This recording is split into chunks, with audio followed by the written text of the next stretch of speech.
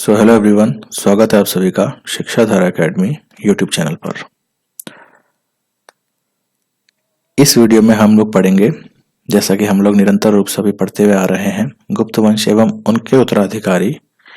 जो हमने एक चैप्टर लिया है NIOS की हिस्ट्री सब्जेक्ट से, जो कि है क्लास 12th क्लास की हिस्ट्री सब्जेक्ट से, चैप्टर 7, जिसका नाम है गुप्त वंश एवं उनके उत्तराधिकारी। तो उसी चैप्टर का यह पार्ट संख्या 3 होगा। इससे पहले वाले पार्ट 1 एंड पार्ट 2 में हम लोग गुप्त वंश के बारे में जो जो महत्वपूर्ण बातें हैं और जितना हमारे सिलेबस में हमको दिया गया है, उन सब बातों को हमने गहराई से अध्ययन करा है। ठीक है, और तमाम बातों का हमने अध्ययन करा है जितना भी हमारी पुस्तक में दिया गया है। तो उसी के आगे की कहानी अब हम इस वाले पार्ट में देखेंगे, जिसमें हम गुप्त काल के बाद भारत की स्थिति का अध्ययन करेंगे। और जब गुप्त साम्राज्य का पतन हो गया था और उसके बाद भारत में कौन कौन सी नई शक्तियों का उदय होता है और कौन कौन सी नई शक्तियों ने यहाँ पर अपना शासन स्थापित किया था, उसी के क्रम में हम लोग देखेंगे कि कुछ नई शक्तियों का यहाँ पर उदय होता है। जैसा आपको पहले से मालूम होगा, अगर इतिहास में कोई एक शक्ति का पतन होता है तो वहीं से एक पुरानी शक्ति का जैसे पतन हो रहा है, वही नई शक्ति का एक उदय होना प्रारंभ होता है।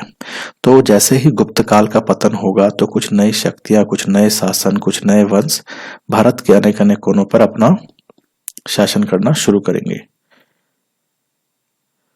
उन्हीं वंशों के क्रम में हम लोग कुछ एक महत्वपूर्ण वंश है जो हमारे पाठ्यक्रम में हमको दिए गए हैं।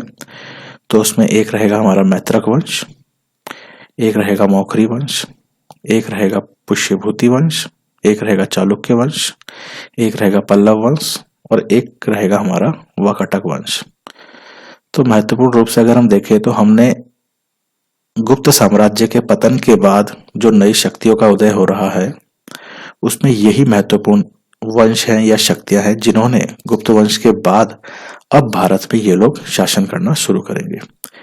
तो आइए इन सब बातों को हम लोग समझते हैं।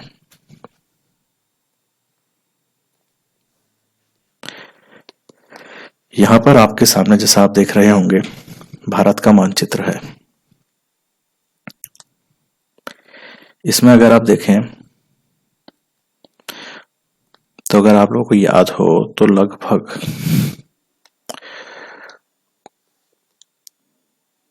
कुछ ये स्थिति थी। लगभग इतने एरिया पे गुप्त वंश का शासन था, जितना मैंने आपको हाईलाइट करके दिखाया है।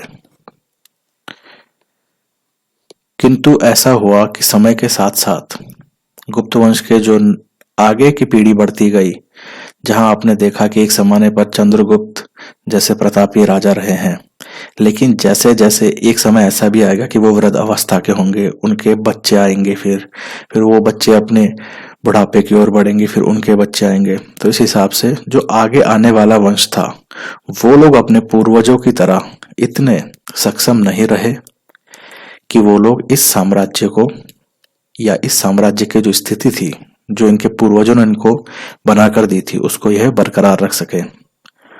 और यही जल के आगे गुप्त वंश के पतन का कारण बना कि स्कंदगुप्त, जैसा आपको याद हो कि गुप्त वंश में हमने स्कंदगुप्त द्वितीय को देखा था, स्कंदगुप्त सेकंड के बाद कोई ऐसा प्रतापी शासक हमें देखने को नहीं मिला गुप्त साम्राज्य में या गुप्त वंश में, जो इनकी स्थिति को बरकरार रखे और जो इनका वर्चस्व था एक गुप्त साम्राज्य का, वो स्थापित रह सके।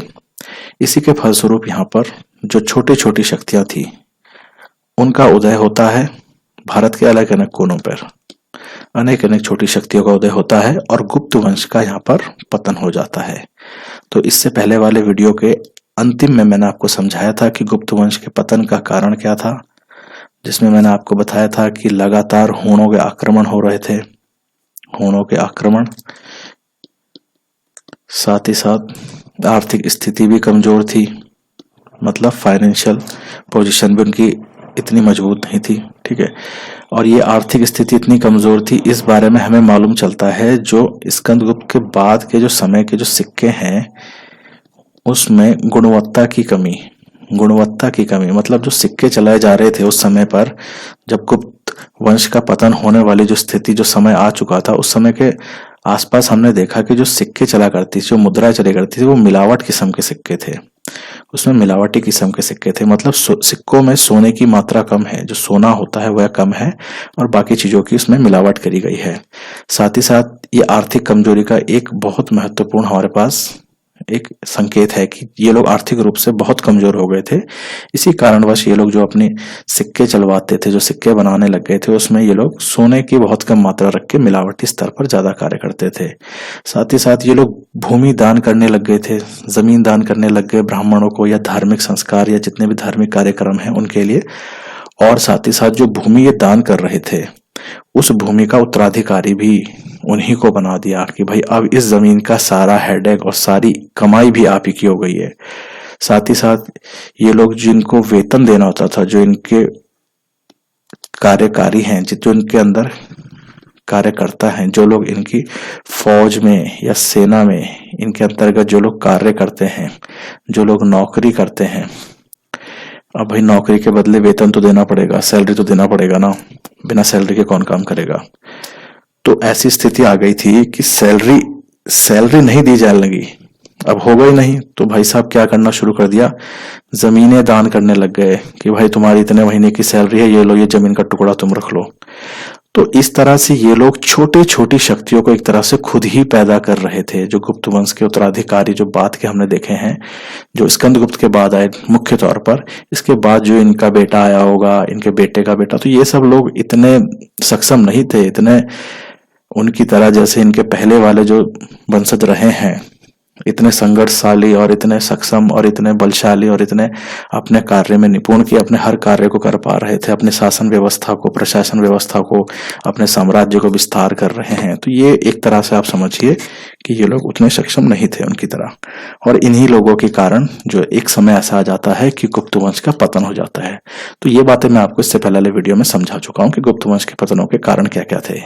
ध्यान रहे, इसमें एक प्रमुख कारण आप नहीं दे सकते कि आप खाली हूण आक्रमण को कहें। हाँ, हूण आक्रमण एक मेजर रोल प्ले करता है, एक मुख्य अदायगी यहाँ पर निभाता है गुप्त वंश के पतन के लिए। लेकिन साथ साथ और भी कारण थे, जैसे आर्थिक कारण था। ठीक है, तो मैंने आपको ये दो बातें बता दी, इतना आपको समझ में आ गया। ठीक है, तो ये कुछ एरिया था जो गुप्त वंश के अधीन था। ठीक है, जितना आपको नक्शे में दिखाया। अब आइए थोड़ा सा मैंने आपको ये क्यों बताया इसे समझिए। गुप्त वंश का पतन हो गया था, आप लोग समझ चुके थे। ठीक है, मैंने आपको अभी समझाया। तो जैसे गुप्त वंश का पतन होगा तो भाई नई नई शक्तियों का उदय होगा। अब ये मुख्य तौर पर जो नई शक्तियों का उदय हो रहा है, जैसा आपने ये देखा यहाँ पर, ये नई शक्तियों का उदय हो रहा है, तो इसमें मैत्रक वंश, मौखरी, पुष्यभूति, ये सब जो वंश है ये कौन है? मोस्ट ऑफ द केसेस में ये लोग कौन थे? ये इन्हीं के सामंत थे। सामंत थे किनके?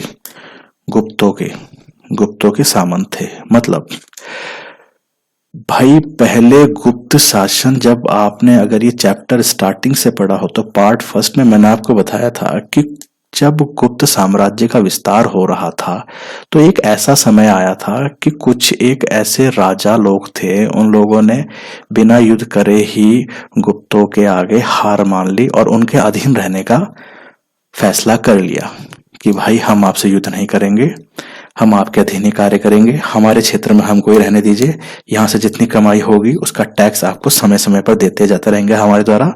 ठीक है, और आपके सारे ऑर्डर्स, आपके सारे आदेशों का हम लोग पालन करेंगे।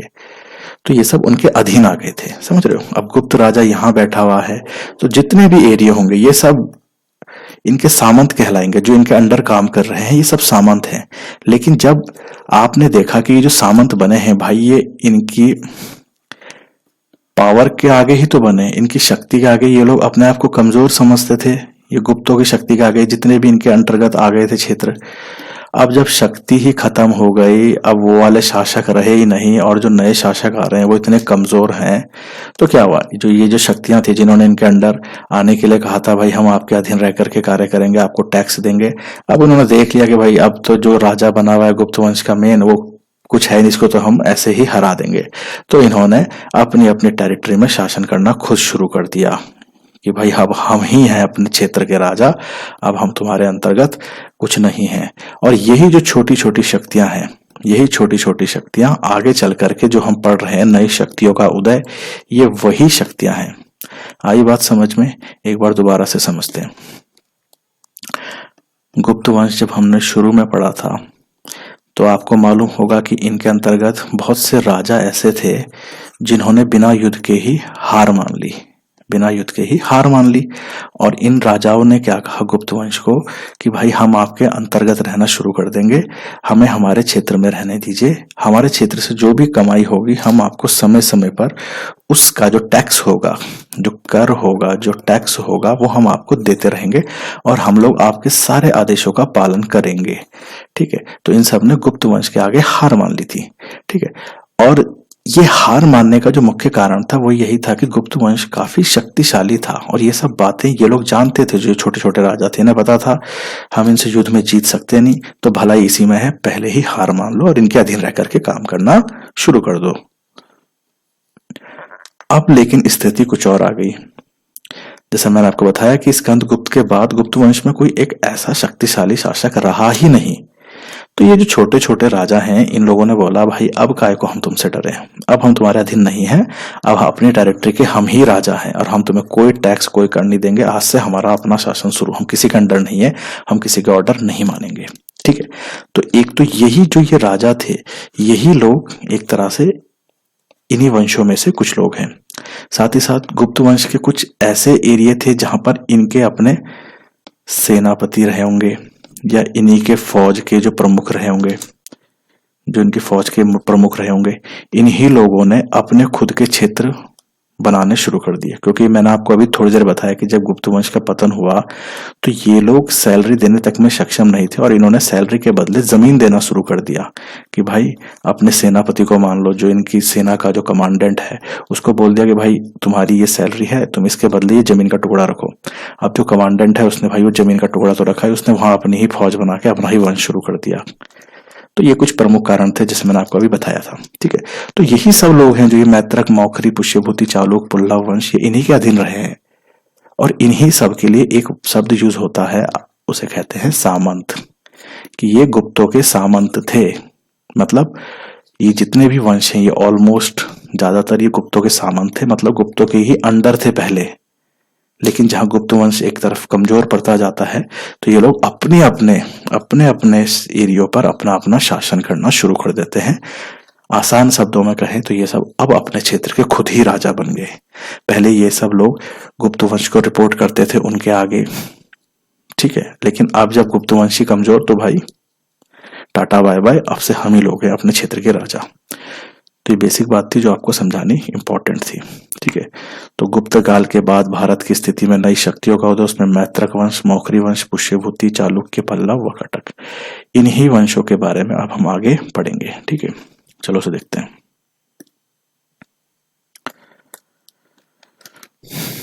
तो मैंने आपको अभी समझाया था कि लगभग कुछ इस हिसाब से गुप्त वंश का अपने समय पर राज था।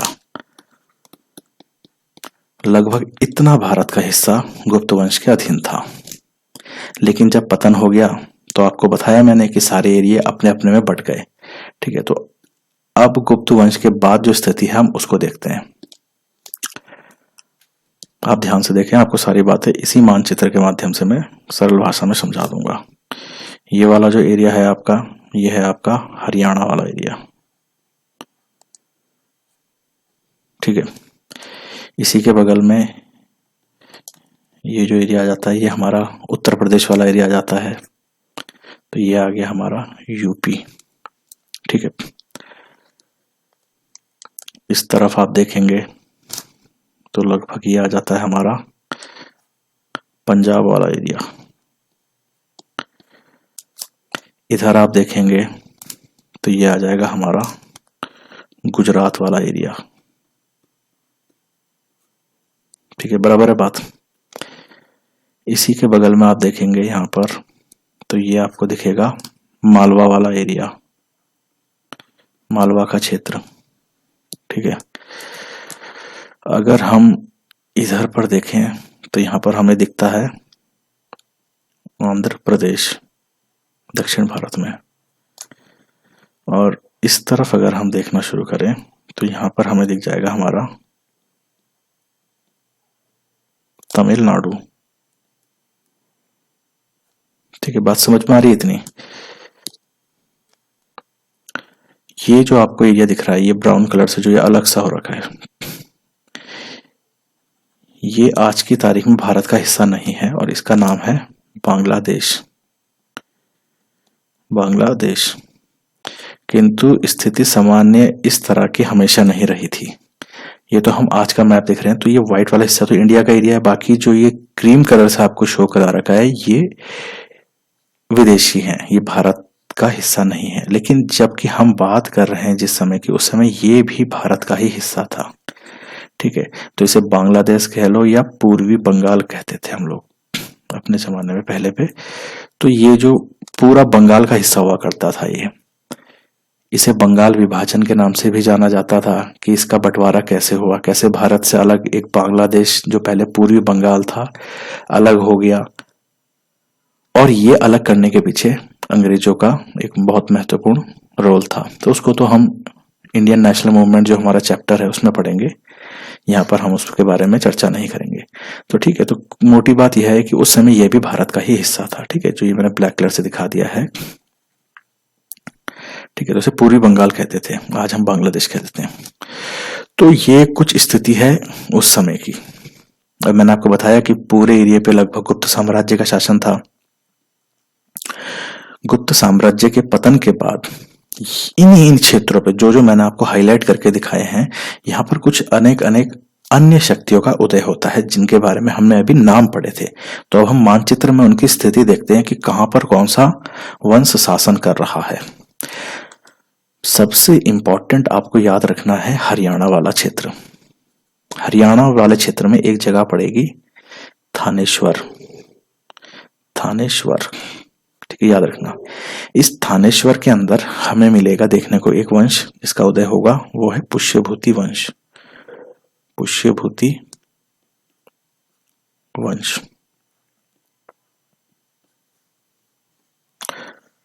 हरियाणा में एक नए वंश का उदय हो गया जिसका नाम है पुष्यभूति वंश, और हरियाणा के अंतर्गत एक जगह है जिसका नाम है थानेश्वर।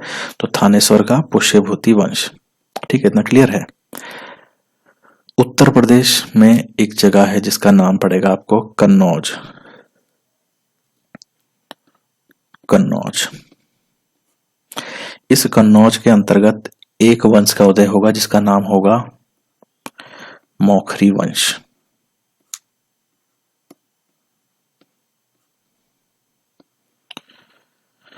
उत्तर प्रदेश के कन्नौज में मौखरी वंश, हरियाणा के थानेश्वर वाले क्षेत्र में पुष्यभूति वंश। ठीक है, बात क्लियर है। गुजरात वाला जो क्षेत्र है, इस गुजरात वाले क्षेत्र के अंदर हमारा एक वंश हमें देखने को मिलेगा मैत्रक वंश। मैत्रक वंश। हरियाणा के थानेश्वर में हमें देखने को मिला एक वंश पुष्यभूति वंश। उत्तर प्रदेश में हमें कन्नौज के अंदर देखने को मिला मौखरी वंश। गुजरात वाले क्षेत्र में हमें देखने को मिला मैत्रक वंश। बराबर है। और जो ये आंध्र प्रदेश वाला एरिया है, आंध्र प्रदेश से लेकर तमिलनाडु वाले क्षेत्र में, ये प्लस ये, इन दोनों को जोड़ करके, मतलब यहां से शुरू होकर के तमिलनाडु तक यहां पर एक वंश का शासन शुरू होगा जिसका नाम है पल्लव वंश। नहीं, ये थोड़ा गलत हो गया।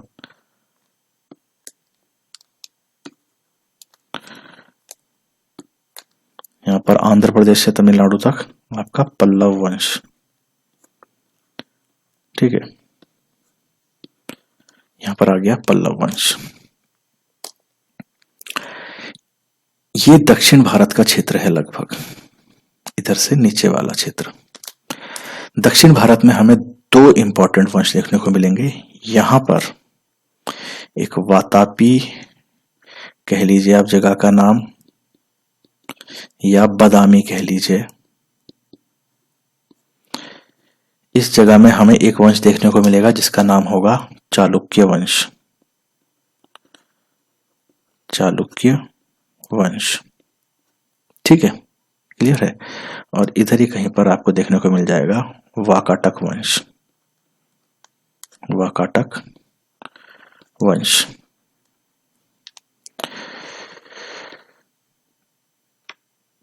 तो ये कुछ स्थिति है भारत के नक्शे की गुप्त वंश के पतन के बाद, कि जहां पर एक समय पर जब गुप्त साम्राज्य अपने महत्वपूर्ण शासकों के अधीन था, तो लगभग उत्तर भारत तो पूरा ही, उत्तर भारत मतलब इस लाइन से ऊपर वाला एरिया,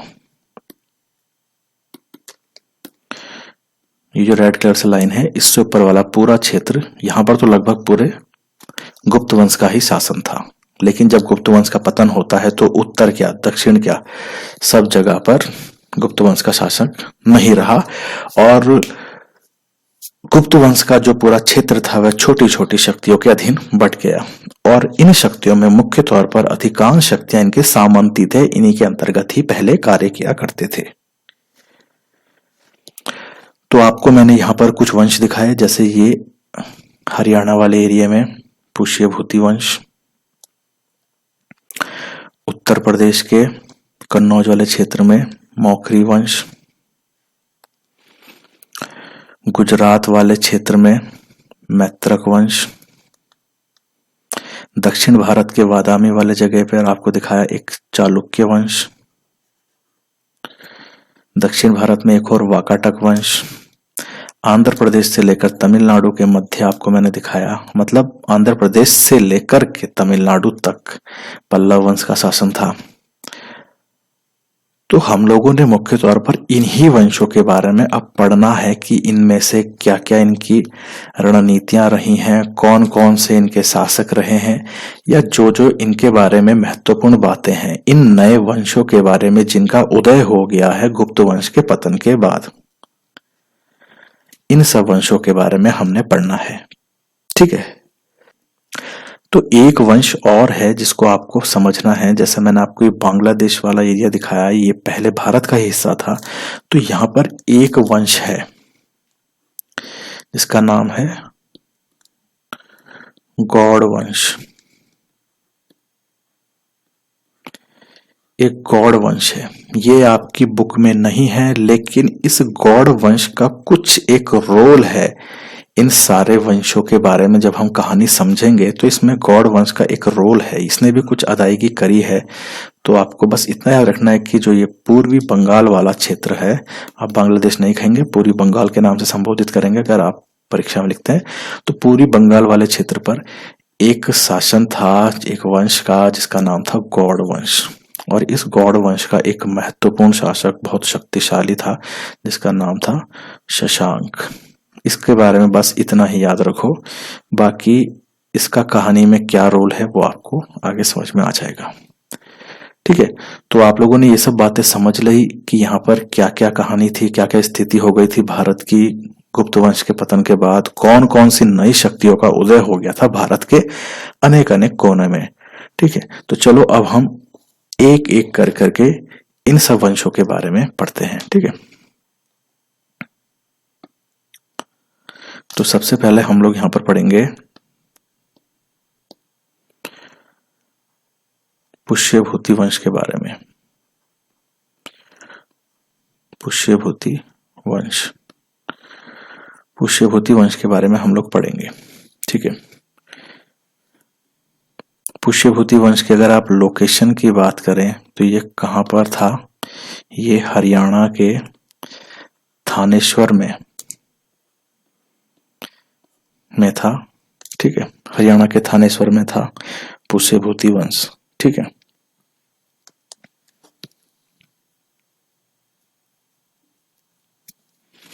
अब इस वंश के बारे में सारी बातें हम लोग समझते हैं कि पुष्यभूति वंश, ये लोग क्या थे, जैसे मैंने आपको पहले बताया गुप्तों के सामंत थे, ये भी गुप्तों के सामंत थे। परीक्षा में आप ऐसे नहीं लिखेंगे कि ये लोग भी गुप्तों के अंडर कार्य करते थे, इसके लिए शब्द होते हैं कुछ जो आपकी एक तरह से लेखन वाले कार्य को अलग दिखाते हैं। तो आप लिखेंगे ये गुप्तों के सामंत थे। सामंत का मैंने आपको मतलब बता दिया, ठीक है।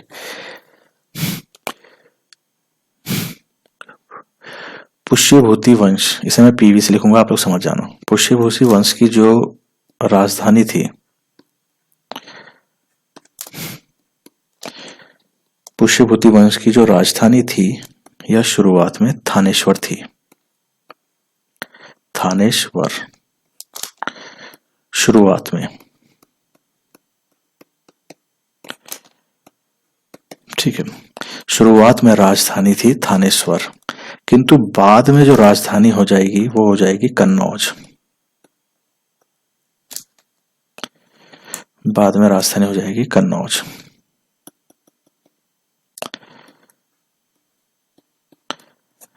अब ये थानेश्वर पहले थी, बाद में कन्नौज क्यों हुई, इस बारे में भी हम अभी समझेंगे थोड़ी देर में। और बातें देखते हैं भाई इस वंश के बारे में, कि भाई इस वंश का संस्थापक कौन था। तो पुष्यभूति वंश का जो हम संस्थापक की बात करेंगे, तो यहां पर इस वंश का फाउंडर आप कहेंगे तो वो था प्रभाकर वर्धन। पुष्यभूति वंश का संस्थापक कौन, प्रभाकर वर्धन।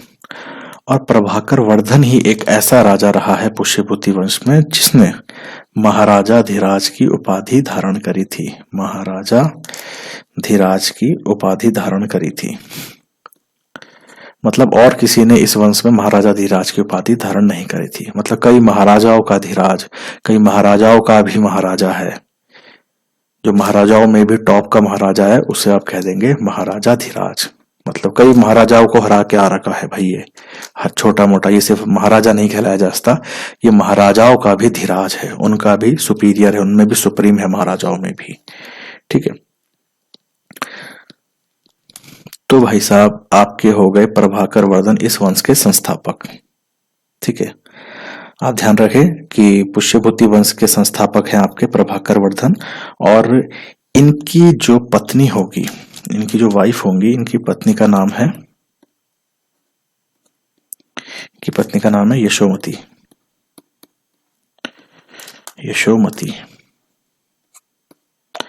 ठीक है। अब प्रभाकर वर्धन के संतान के बारे में देखते हैं कि इनकी संतान मतलब इनके बच्चे कितने हुए, ठीक है। तो कुल मिलाकर के यहाँ पर इनके होंगे आपके 3 बच्चे, ठीक है। अब ये 3 कौन कौन से हैं इनके बारे में देखते हैं जरा। एक हो जाएंगे आपके राज्यवर्धन, दूसरे नंबर पर आएंगे आपके हर्षवर्धन, ठीक है। और तीसरे नंबर पर आ जाएंगे आपके राज्य श्री। राज्यवर्धन बॉय है, हर्षवर्धन भी बॉय है, और राज्यश्री गर्ल है, लड़की है। ये लड़के हैं, ये भी लड़का है, और ये लड़की है, ठीक है। तो प्रभाकर वर्धन के यहाँ पर 3 संतानें हैं। 3 संतानों के मैंने आपको नाम बताया, राज्यवर्धन, हर्षवर्धन और राज्यश्री। राज्यवर्धन लड़का, हर्षवर्धन लड़का और राज्यश्री लड़की, ठीक है। तो ये हम ध्यान रखें आप लोग कि हम पुष्यभूति वंश के बारे में पढ़ रहे हैं, ठीक है।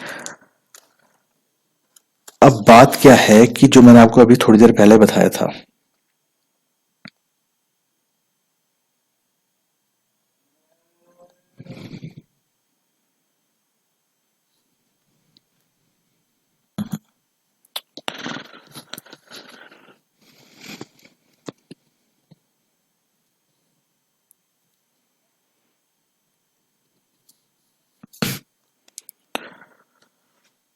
तो यहाँ पर हमने पुष्यभूति वंश के बारे में कुछ कुछ बातें देखी। जैसे पुष्यभूति वंश गुप्तों के सामंत थे। इन्होंने शुरू में अपनी राजधानी थानेश्वर बनाई, बाद में ये लोग कन्नौज बनाते हैं। अब कन्नौज को अपनी राजधानी क्यों बनाते हैं वो थोड़ी देर में देखेंगे। इस वंश का संस्थापक प्रभाकर वर्धन, इसने महाराजा धीराज की उपाधि धारण करी थी। पत्नी इनकी यशोमती थी। संतान थी इनकी 3, जिसमें से एक राज्यवर्धन, हर्षवर्धन और एक राज्यश्री। राज्यवर्धन और हर्षवर्धन लड़के हैं और राज्यश्री लड़की है। प्रभाकर वर्धन के बारे में ही कुछ और बातें कि इन्होंने हूणों को हराया था एंड इनको हरा करके, आपको याद होगा कि गुप्त साम्राज्य के पतन के समय पर ये लोग आक्रमण कर रहे हैं और ये निरंतर रूप से आक्रमण कर रहे हैं। आप यहां पर देखें, जो इधर वाला एरिया है ये यहां से अटैक कर रहे हैं, इस वाले एरिया से, और जो मैंने आपको यहाँ बताया कि ये पंजाब वाला क्षेत्र है, इस तरफ ये लोग एंटर करना शुरू कर रहे हैं। तो सबसे पहले इन हूणों को हराने का श्रेय पुष्यभूति वंश में प्रभाकर वर्धन को ही जाता है। इन्होंने हूणों को हराया था एंड इनके कब्जे से पंजाब प्लस हरियाणा वाला क्षेत्र वापस ले लिया था। पंजाब और हरियाणा वाले क्षेत्र में हूणों ने आक्रमण करके वो क्षेत्र अपने अधीन कर लिया था और पुष्यभूति वंश का जो संस्थापक है प्रभाकर वर्धन, उसी ने इन हूणों को हरा करके पंजाब और हरियाणा वाला क्षेत्र वापस ले लिया था। ठीक है, तो आपको ये सब बातें ध्यान रखनी है। अब इसी में आगे बढ़ते हैं। आपको कंफ्यूज नहीं होना है, मैं बातों को आपको बहुत आराम से और सरल भाषा में समझाने का प्रयत्न करूंगा। अब भाई एक ऐसा समय आ गया जो ये प्रभाकर वर्धन है, जो संस्थापक है, इसकी हो जाती है तबीयत खराब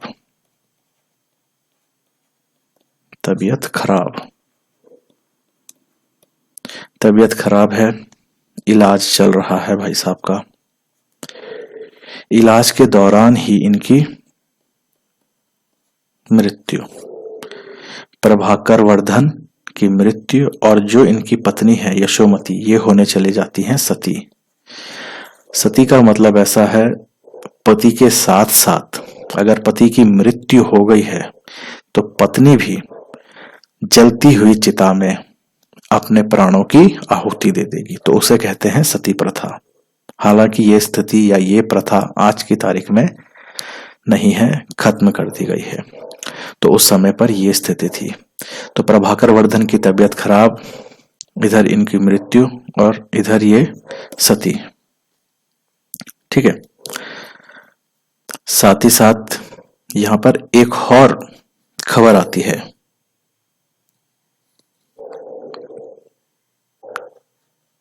कि जो ये राज्यश्री हैं, राज्यश्री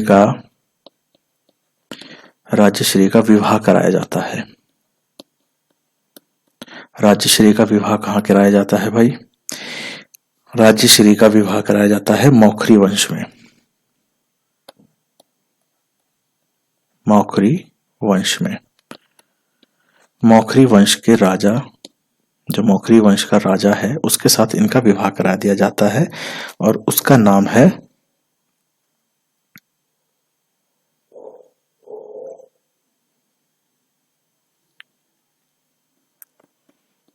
ग्रहवर्मन। तो ग्रहवर्मन के साथ राज्यश्री का विवाह करा दिया जाता है। ठीक है, अब आप पीछे देखिए जरा नक्शे में, इधर हरियाणा और पंजाब वाले एरिया में आपने देखा पुष्यभूति वंश का शासन है। इधर उत्तर प्रदेश के कन्नौज में मौखरी वंश का शासन है।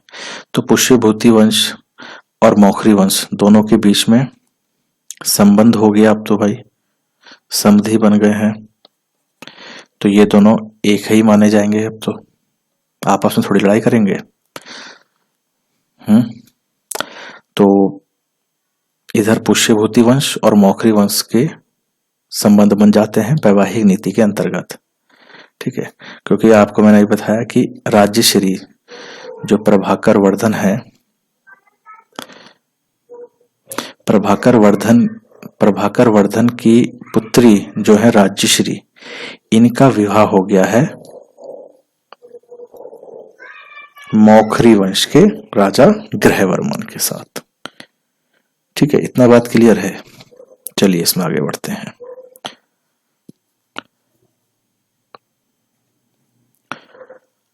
अब यहां पर होता क्या है, जो राज्यश्री का विवाह हुआ है मौखरी वंश के राजा ग्रहवर्मन के साथ, इस ग्रहवर्मन की हत्या कर दी जाती है। इस ग्रहवर्मन की हत्या कर दी जाती है।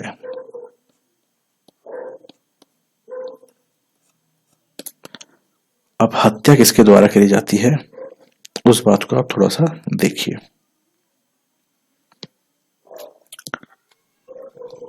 इनकी हत्या कर दी जाएगी नरेश गुप्त के द्वारा with the help of Gauda वंश का शासक। गौड़ वंश का शासक कौन, शशांक। गौड़ वंश का शासक शशांक।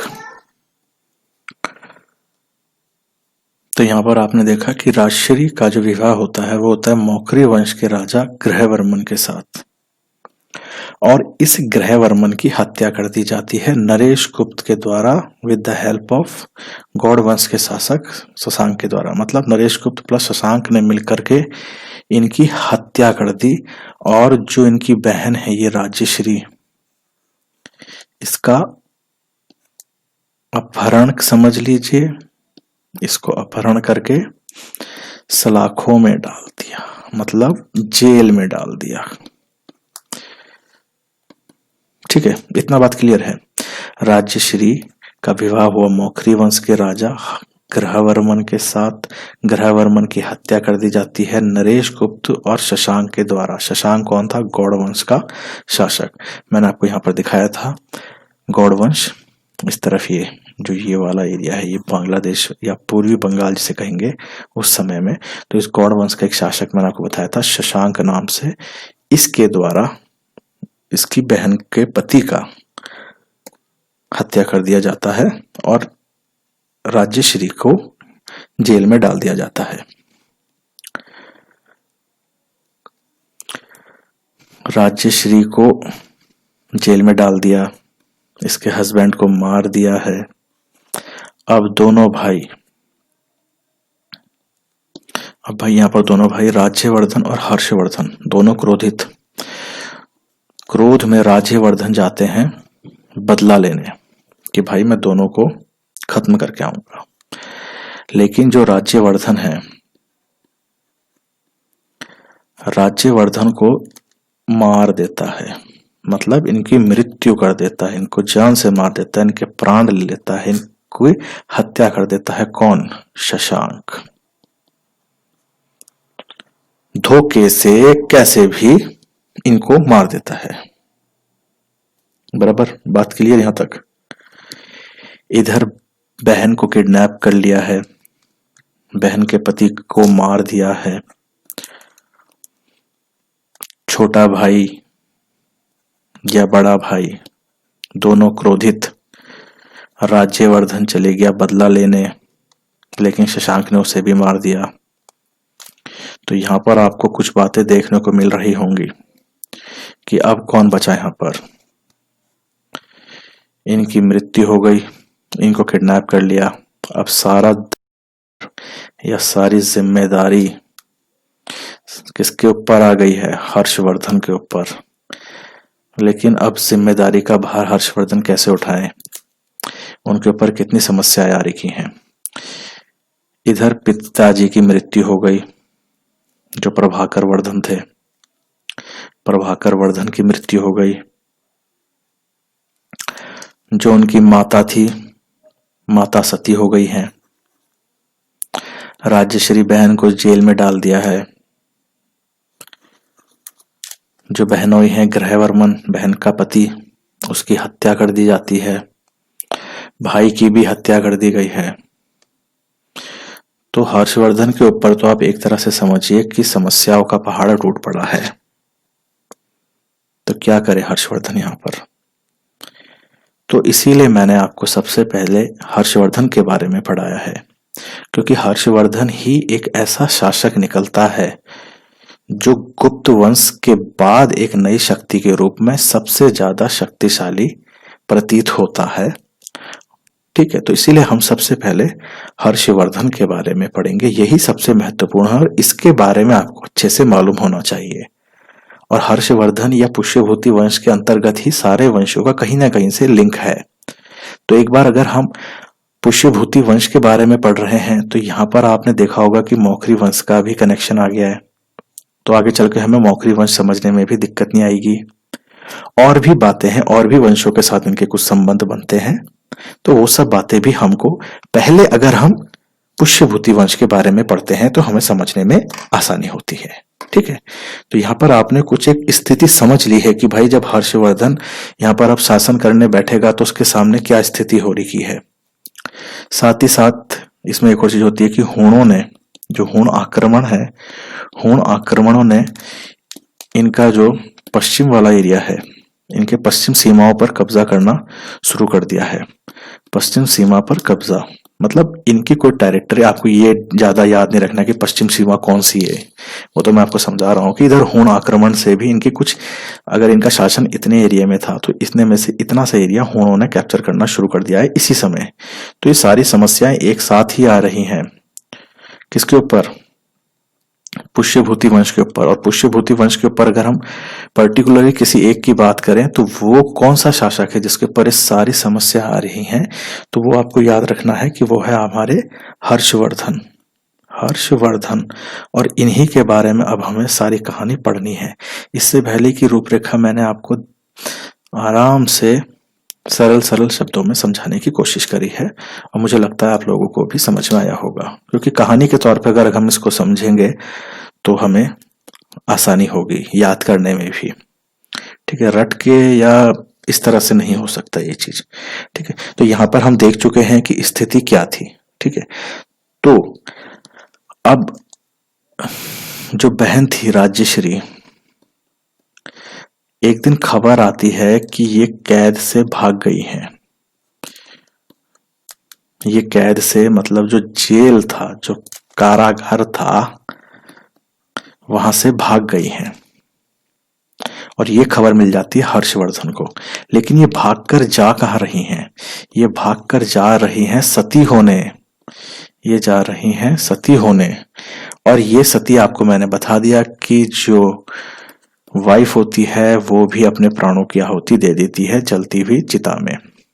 ठीक है, अब ये बात पता चली हर्षवर्धन को तो उसे बहुत परेशानी हुई। उसने कहा अब ले दे के एक ही बहन बची है, वो भी ऐसे अपने प्राण दे देगी तो कैसे बचेगा। तो हर्षवर्धन साहब इनकी खोज में चले जाते हैं। ठीक है, तो यहां पर आप देखिए, ये जो भारत का नक्शा है इसमें मैं आपको दिखाने की कोशिश करता हूं कि कहानी कहां पर बनती है।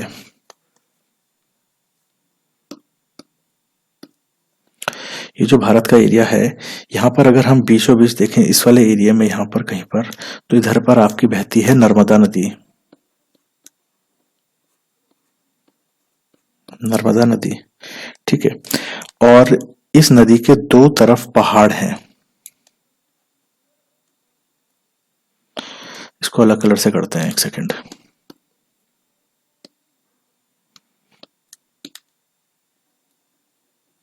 इधर ये पहाड़ और ऊपर की साइड ये पहाड़। तो इस वाले पहाड़ का नाम आप देखिए, इसका नाम है विंध्याचल पर्वत।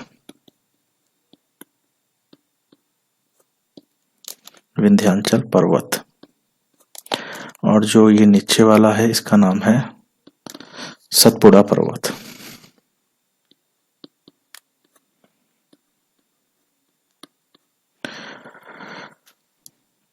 इस वाले पहाड़ की ओर राज्यश्री आ चुकी है सती होने के लिए। ठीक है, विंध्याचल पर्वत की ओर। और ये खबर मिल चुकी है किसको?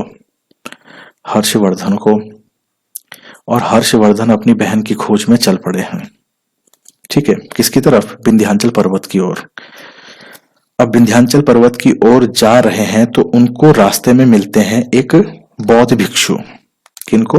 हर्षवर्धन को रास्ते में एक मिलते हैं बौद्ध भिक्षु, जिनका नाम है दिवाकर मित्र। दिवाकर मित्र। और ये ही बताते हैं इनको, हर्षवर्धन को, कि भाई जो आपकी बहन है वह उस दिशा में गई है। ठीक है, तो यहां पर आप देखिए राज्यश्री जा रही हैं सती होने के लिए विंध्याचल पर्वत की ओर। पीछे पीछे हर्षवर्धन भी निकल पड़े हैं अपनी बहन की खोज में। रास्ते में उनको मिलते हैं दिवाकर मित्र। दिवाकर मित्र इनको बताते हैं कि भाई आपकी बहन उस दिशा में गई है।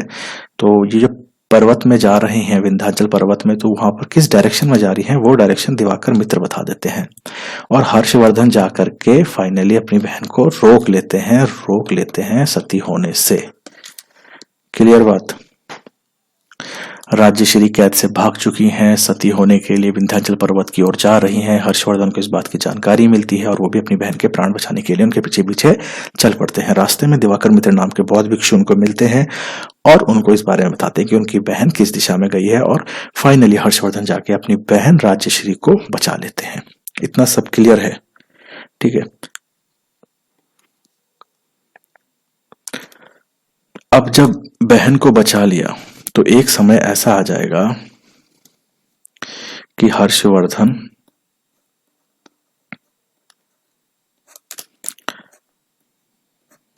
और बहन राज्यश्री दोनों आमने सामने आ जाएंगे। तो राज्यश्री बोलती है कि मैं किसके लिए जीऊं? कन्नौज जो है, जो कन्नौज वाला क्षेत्र है, ये तो सारा अब कौन कंट्रोल करेगा? कि भाई मेरी तो कोई संतान भी नहीं है, इनकी संतान भी नहीं हुई थी। ठीक है, तो उनको अपने शासन की चिंता भी थी कि कन्नौज की जनता का सारा जिम्मेदारी कौन उठाएगा। ठीक है, तो यहां पर हर्षवर्धन जो है राज्यश्री के आग्रह पर, साथ साथ जो दिवाकर मित्र थे, जो बौद्ध भिक्षु थे, उनके आग्रह पर, और इनका एक भाई है ममेरा भाई, उसके कहने पर, इन तीनों के आग्रह करने पर हर्षवर्धन कन्नौज वाला एरिया अपने अधीन कर लेते हैं कि भाई अब से कन्नौज वाला जो क्षेत्र है वो अब हर्षवर्धन ही संभालेंगे। इस बात के लिए हर्षवर्धन हामी भर देते हैं, एग्री हो जाते हैं अपनी बहन राजश्री के आग्रह करने पर मुख्य तौर पर, साथ ही साथ दिवाकर मित्र, उनका ममेरा भाई, ये सब आपको नाम याद रखने की जरूरत नहीं, इसका नाम था भांडी। इन तीनों के कहने पर ये हर्षवर्धन एग्री हो जाते हैं कि भाई चलो ठीक है, अब से कन्नौज भी हम ही संभाल लेंगे। ठीक है, तो आपने ये देखा कि जो अब कन्नौज वाला एरिया है, मतलब ये वाला एरिया भी, और इधर हरियाणा वाला और पंजाब वाला, ये सारा एरिया किसके अंदर आ गया? अब हर्षवर्धन या पुष्यभूति वंश के अंतर्गत आ गया। ठीक है, इतना बात क्लियर है? यहां तक आपको समझ में आ रहा है? और मैंने आपको अभी थोड़ी देर पहले बोला था एक बात, यहां पर अगर आप देखेंगे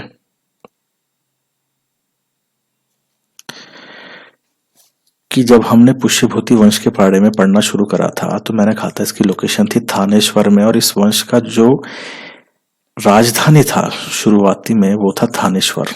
शुरुआत में थानेश्वर थी शुरुआत में, और बाद में ये कन्नौज बन जाती है। तो ये अब आप समझ चुके होंगे कि कन्नौज बनने के पीछे राजधानी क्या कारण था। ठीक है, क्योंकि हर्षवर्धन ने अब कन्नौज भी संभाल ही लिया था। ठीक है, और साथ ही साथ इसमें हमने आपको सब समझा दिया है। इसमें अब आप देखेंगे कि ये हर्षवर्धन ने किन किन क्षेत्रों पर अपना साम्राज्य स्थापित करा, क्योंकि आपकी क्लास 12th है, इसमें जितना सिलेबस है वो तो मैं 100% कवर कर ही रहा हूं। साथ साथ जो इस सिलेबस को समझने के लिए आउट ऑफ सिलेबस कुछ ऐसी कहानियां हैं जो आपको बुक में नहीं मिलेंगी, वो भी मैं समझा देता हूं, इसी उद्देश्य से कि जो आपका सिलेबस है वो आपके दिमाग में 100% फीड हो जाए, स्टोर हो जाए। ठीक है, तो आपने सिलेबस को लेकर आप हमेशा निश्चिंत रहें कि उसमें से कुछ छूटेगा, आपका सिलेबस 100% कंप्लीट होगा। तो आपके सिलेबस में फिलहाल इतना ही है, किसको, हर्षवर्धन के बारे में लेकर के, कहानी को लेकर के। अब इसमें कुछ एक बातें हम देखेंगे कि हर्षवर्धन ने अपना क्षेत्र विस्तार कहाँ तक करा था, मतलब हर्षवर्धन ने किन किन जगहों पर अपनी शासन व्यवस्था स्थापित करी थी, तो वो आप देखेंगे। उसमें जगहों के नाम है पंजाब, उत्तर प्रदेश,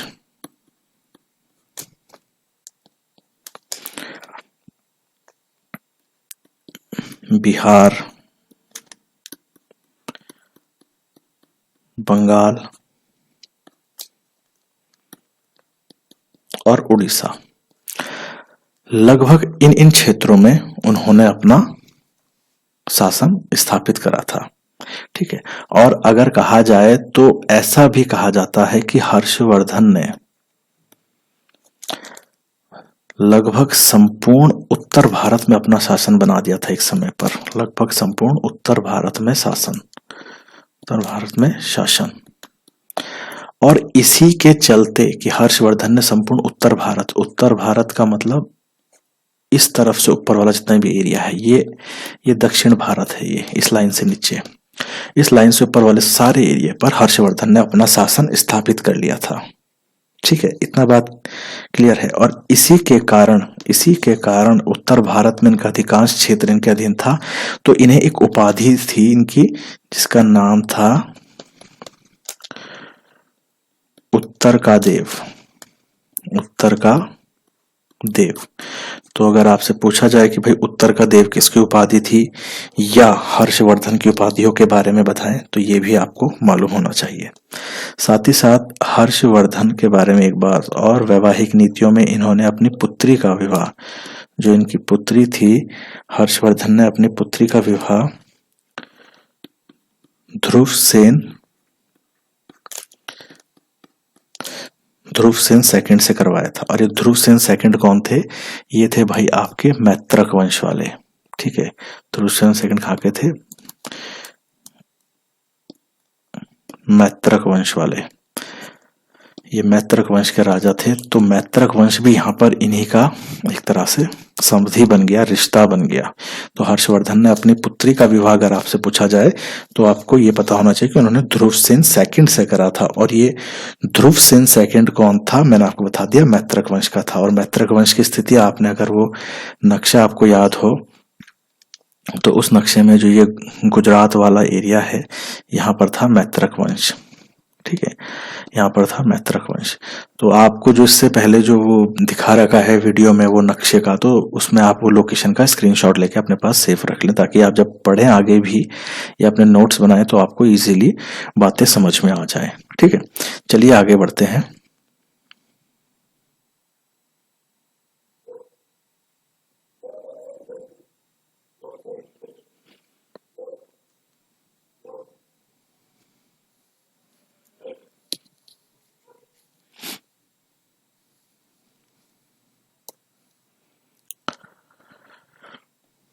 हर्षवर्धन के बारे में कुछ और बातें।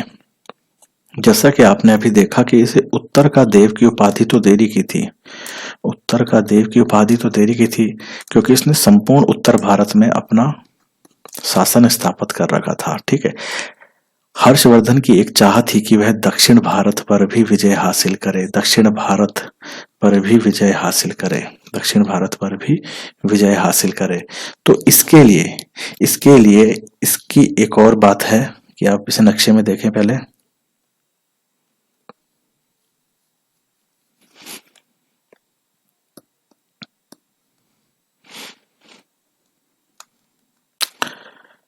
ये दक्षिण भारत, ये समझ लीजिए उत्तर भारत।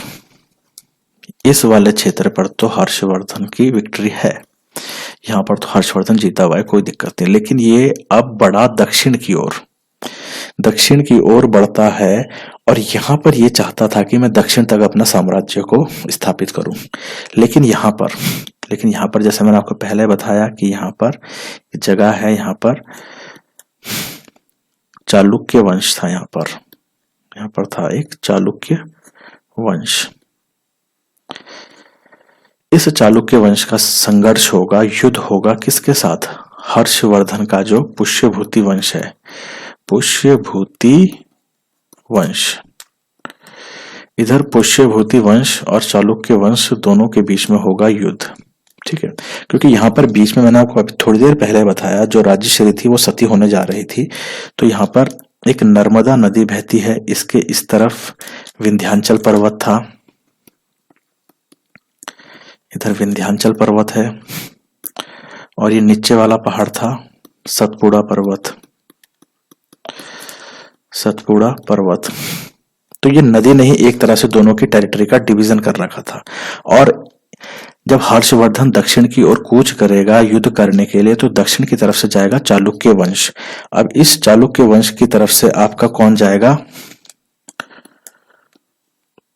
पुलकेशिन, पुलकेशिन द्वितीय, ठीक है। याद रखें आप ये नाम को, पुलकेशिन द्वितीय मतलब सेकंड, पुलकेशिन सेकंड। तो याद रखें कि हर्षवर्धन जो है वो अपने उत्तर की सीमा में तो अपना शासन स्थापित कर चुका था, वो चाह रहा था कि मैं दक्षिण पर भी विजय हासिल करूं, और इसीलिए हर्षवर्धन जो है पुष्यभूति वंश का, ये बढ़ता है दक्षिण की ओर, और दक्षिण का जो एक वंश है चालुक्य वंश, इस चालुक्य वंश का शासक पुलकेशिन द्वितीय इसे रोकता है। और इन दोनों के बीच में यहाँ पर इस वाली ये जो आपकी नर्मदा नदी वाले तट पर, यहाँ पर दोनों के बीच में युद्ध होगा हर्षवर्धन और पुलकेशिन द्वितीय का, और पुलकेशिन द्वितीय यहाँ पर जीत जाएगा और हर्षवर्धन को यहाँ से यू टर्न लेना पड़ेगा, वापस जाओ भाई, ठीक है। इतनी बात क्लियर है कि हर्षवर्धन और पुलकेशिन द्वितीय के बीच में युद्ध होता है, और हर्षवर्धन इस युद्ध को हार जाता है, और हर्षवर्धन की जो सीमा है अब उत्तर भारत में, जो विंध्याचल पर्वत है, ये पर्वत है जो सतपुड़ा पर्वत के उस तरफ पड़ता है, नर्मदा नदी के उस पार, वहीं तक सीमित रह जाता है। मतलब विंध्याचल पर्वत तक ही इसका क्षेत्र है हर्षवर्धन का। तो ये युद्ध के बारे में पूछा जा सकता है कि दक्षिण भारत की ओर कूच करते हुए हर्षवर्धन का सामना किससे होता है, एवं इस युद्ध की में कौन जीतता है, किसकी विजय हासिल होती है। तो ये कहानी मैंने आपको समझा दी है, शब्दों का चयन आप अपने हिसाब से करें जो आपको सही लगे, और सरल भाषा में आप जिस तरह से समझ सके।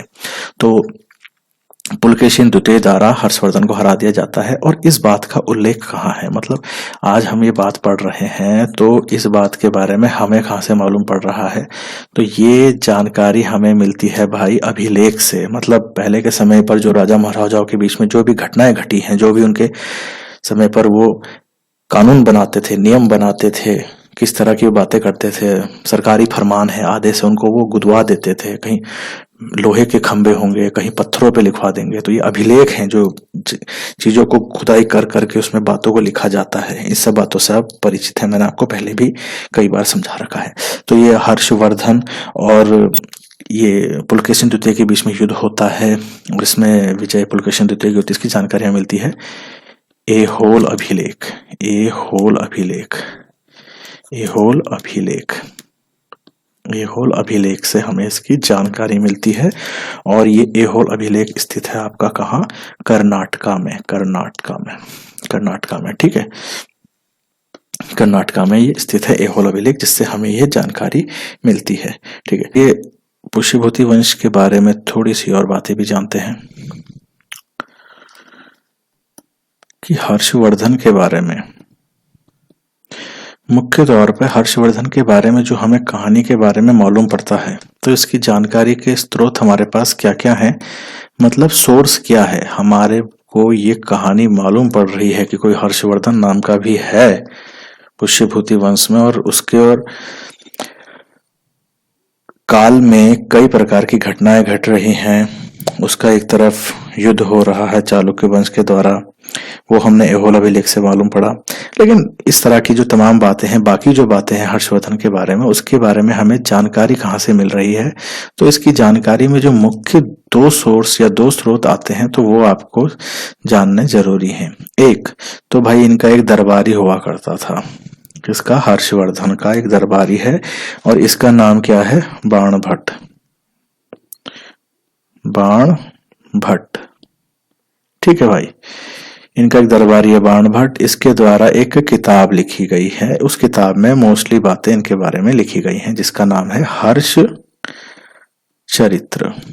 तो हर्ष चरित्र में हर्षवर्धन के जीवन की ऑलमोस्ट सारी बातें लिखी गई हैं। और मैंने आपको दो सोर्स बताए, दो में से एक यह आ गया कि बाण भट्ट के द्वारा एक किताब लिखी गई जिसका नाम है हर्षचरित, और जो दूसरा सोर्स है यहाँ पर है एक विदेशी यात्री। एक विदेशी यात्री आता है इनके समय पर, ठीक है, ये आपको याद रखना है कि एक विदेशी यात्री आता है इनके समय पर, और इस विदेशी यात्री का नाम क्या है, ह्वेनसांग। ह्वेनसांग, ठीक है, ह्वेनसांग आता है इनके समय पर, और ह्वेनसांग एक किताब लिखता है। उस किताब का नाम है, आपको याद रखना है, सी यू की। ये भी एक चीनी यात्री है, सी यू की पुस्तक लिखी हुई है इन्होंने भाई, एक अपनी चीन भाषा में। ठीक है, तो इस पुस्तक में भी हर्षवर्धन के बारे में हमें जानकारी मिलती है। ठीक है, तो आपको दो बातें मालूम होनी चाहिए। अगर हम पुष्यभूति वंश के हर्षवर्धन के बारे में जानकारी के स्रोत की बात करें तो यहाँ पर हमें दो मुख्य स्रोत हैं, जहाँ पर एक हर्षचरित्र नाम की पुस्तक से हमें हर्षवर्धन के बारे में जानकारी मिलती है, और ये हर्षचरित लिखी गई है हर्षवर्धन के ही दरबारी बाण भट्ट के द्वारा। वहीं पर विदेशी स्रोतों में यहाँ पर एक विदेशी यात्री आता है जिसका नाम है ह्वेनसांग। ह्वेनसांग की एक पुस्तक है जिसका नाम है सियुकी, और इस सियुकी में हर्षवर्धन के बारे में कुछ बातों का उल्लेख है। अगर आपको याद हो तो इससे पहले हमने चंद्रगुप्त द्वितीय, चंद्रगुप्त सेकंड के समय पर एक विदेशी यात्री आया था। अगर आप लोगों ने इससे पहले वाले वीडियो ध्यान से देखे हैं तो एक विदेशी यात्री इनके समय पर भी आया था, और इसका नाम क्या था भाई, इसका नाम था फाहियान। इसका नाम था फाहियान। फाहियान की पुस्तक थी फोक्यो की, वो यहां पर याद नहीं करनी है। ठीक है, तो यहां पर ये बातें लगभग जो पुष्यभूति वंश है उसके बारे में हो जाती हैं समाप्त। अब 647 ईस्वी में, 647 ईस्वी का समय है, और यहाँ पर हर्षवर्धन की मृत्यु हो जाती है। ठीक है, तो हर्षवर्धन की मृत्यु के साथ ही आप मान के चलिए ये जो पुष्यभूति वंश है, पुष्यभूति वंश भी एक अपनी पतन की ओर अग्रसर हो चुका था, मतलब उनके पतन की शुरुआत हो चुकी थी यहाँ पर से। तो पुष्यभूति वंश का जो अंतिम शासक है उसे आप हर्षवर्धन ही मान सकते हैं अगर ऐतिहासिक दृष्टि से देखें तो। ठीक है, अब आपको एक बात ध्यान रखनी है कि मैंने यहाँ पर आपको पुष्यभूति वंश का हर्षवर्धन सबसे पहले टॉपिक बताया है। ठीक है, मतलब पुष्यभूति वंश के बारे में बताया है, तो आपको ये कहानी यहाँ पर याद रखनी है कि हर्षवर्धन मृत्यु के बाद ये समाप्त हो जाता है, हर्षवर्धन वाला जो इनका जो पुष्यभूति वंश है। ठीक है, अब इसी समय में और भी वंश इनके समकालीन चल रहे हैं, मतलब सेम टू सेम इसी समय, जिस समय ये पुष्यभूति वंश है, जिस समय भाई ये पुष्यभूति वंश चल रहा है भारत के एक कोने में, जहां पर ये हरियाणा और पंजाब वाले क्षेत्र से ये शुरुआत होता है और लगभग उत्तर भारत को पूरा ये लोग जीत लेते हैं, वहां अपना साम्राज्य विस्तार कर लेते हैं। तो उसी समय भारत के अन्य अन्य कोने पर और भी वंश है जिनके बारे में अभी हमने पढ़ना है। जरा याद करें हमने कहां से शुरू करा था वीडियो पढ़ना, तो उसको देखते हैं हम जरा एक बार। यहाँ पर देखिए आप, हमने यही रोका था आपसे कि इस वाले वीडियो में हम भारत की स्थिति पढ़ेंगे, नई शक्तियों का उदय हुआ था। अब इन नई शक्तियों में कौन कौन सी थी, जैसे हमने कहा मैत्रक वंश, मौखरी वंश, पुष्यभूति वंश, चालुक्य वंश, पल्लव वंश, वाकाटक वंश। तो इन सब वंशों में से हम लोग अभी पुष्यभूति वंश को कंप्लीट कर चुके हैं, इस वाले वंश को हमने पढ़ लिया है। तो मैंने सबसे पहले आपको ये वाला इसलिए पढ़ाया क्योंकि आपने देखा कि इसके संबंध मौखरी वंश के साथ भी रहे हैं, है ना। तो आपको अगर मौखरी समझाते और पहले और इसमें पुष्यभूति वंश की कहानी आती है तो आपको कंफ्यूजन क्रिएट होता, इसीलिए मैंने पहले आपको पुष्यभूति वंश का बारे में समझाया।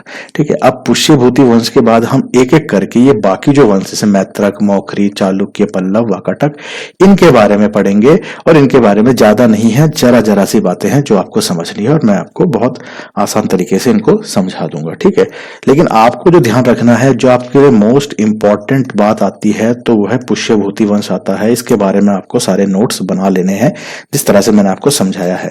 बुक आपको देखने की जरूरत ही नहीं है क्योंकि बुक में जितना कंटेंट है वो सारा आपको यहाँ पर मैं एक तरीके से समझा देता हूँ। बुक में सारा जो तरीका है वो अव्यवस्थित है, सब इधर उधर फैला रखा है, तो आपको एक क्रम से समझाने की अलग बात होती है, वो चीजें बुक में आपको नहीं समझाई जाती हैं। ठीक है, तो अभी हमने आपका पुष्यभूति वंश देख लिया, तो चलिए अब हम इसमें देखते हैं आपका कौन सा, मैत्रक वंश। ठीक है, मैत्रक वंश को हम देखते हैं। अब हम देखेंगे मैत्रक वंश। जरा सी बातें हैं जो हैं वो चलिए समझते हैं कि मैत्रक वंश का संस्थापक कौन है भाई। सबसे पहली बात, इस वंश का फाउंडर कौन है, शुरुआत किसने करी है भाई इस वंश की। तो इस वंश का जो संस्थापक है उसका नाम है भट्टारक। ठीक है, भट्टारक इस वंश का संस्थापक है। और ये लोग भारत के कौन से वाले क्षेत्र पर अपना मतलब जो भारत है उसमें ये कौन से वाली एरिया पे ये वंश अपना शासन कर रहा है। ऐसा तो नहीं है ना कि पूरे भारत पे कर रहा है, भारत की कोई एक लोकेशन है जहां पर इनका चल रहा है। तो भारत में कौन से स्थान पर है इनका शासन, इनका शासन कहाँ चल रहा है भाई, तो इनका शासन चल रहा है जो आप देखेंगे गुजरात वाला क्षेत्र है, मतलब पश्चिम भारत वाला क्षेत्र, पश्चिम भारत वाला क्षेत्र, पश्चिम भारत वाला क्षेत्र जो कि है आपका गुजरात, गुजरात एंड मालवा वाला क्षेत्र, एंड मालवा वाला क्षेत्र। नक्शे में मैंने आपको इसकी स्थिति दिखा रखी है, एक बार फिर से देख लीजिए। ये जो एरिया है आपका, ये गुजरात वाला एरिया, आज की तारीख में अगर आप इसे देखेंगे तो ये गुजरात वाला जो एरिया है, इस वाले एरिया में आपका क्या है भाई, यहां पर आपका है मैत्रक वंश, सब मैत्रक वंश। ठीक है, चलो यहीं पर इसको समझ लेते हैं हम लोग। यहां पर आपको थोड़ा सा इजी हो जाएगा।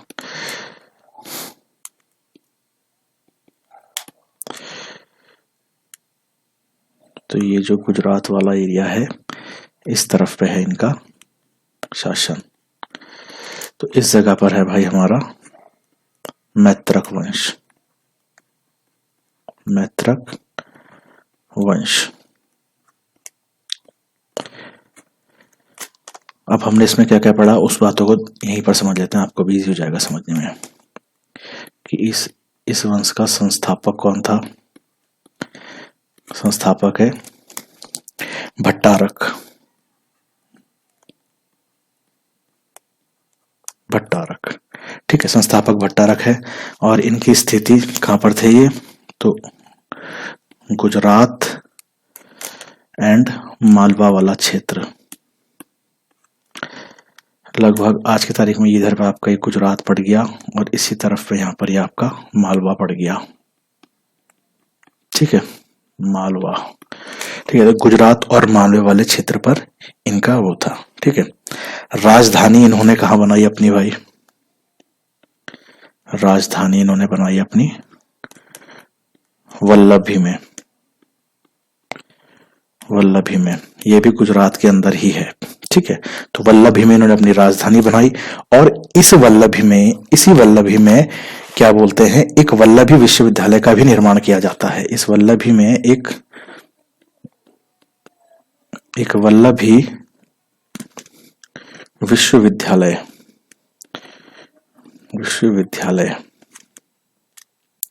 विश्वविद्यालय मतलब यूनिवर्सिटी।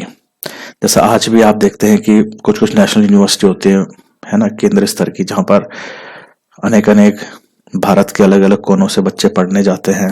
और भारत ही नहीं, भारत से बाहर भी जो विदेशी हैं वो लोग भी इन यूनिवर्सिटीज में पढ़ने आते हैं। तो ऐसी ही एक यूनिवर्सिटी थी जिसका नाम था वल्लभी विश्वविद्यालय, और यहाँ पर बच्चे पूरे भारत, क्या भारत के अलावा पूरे विश्व से बच्चे पढ़ने आते थे।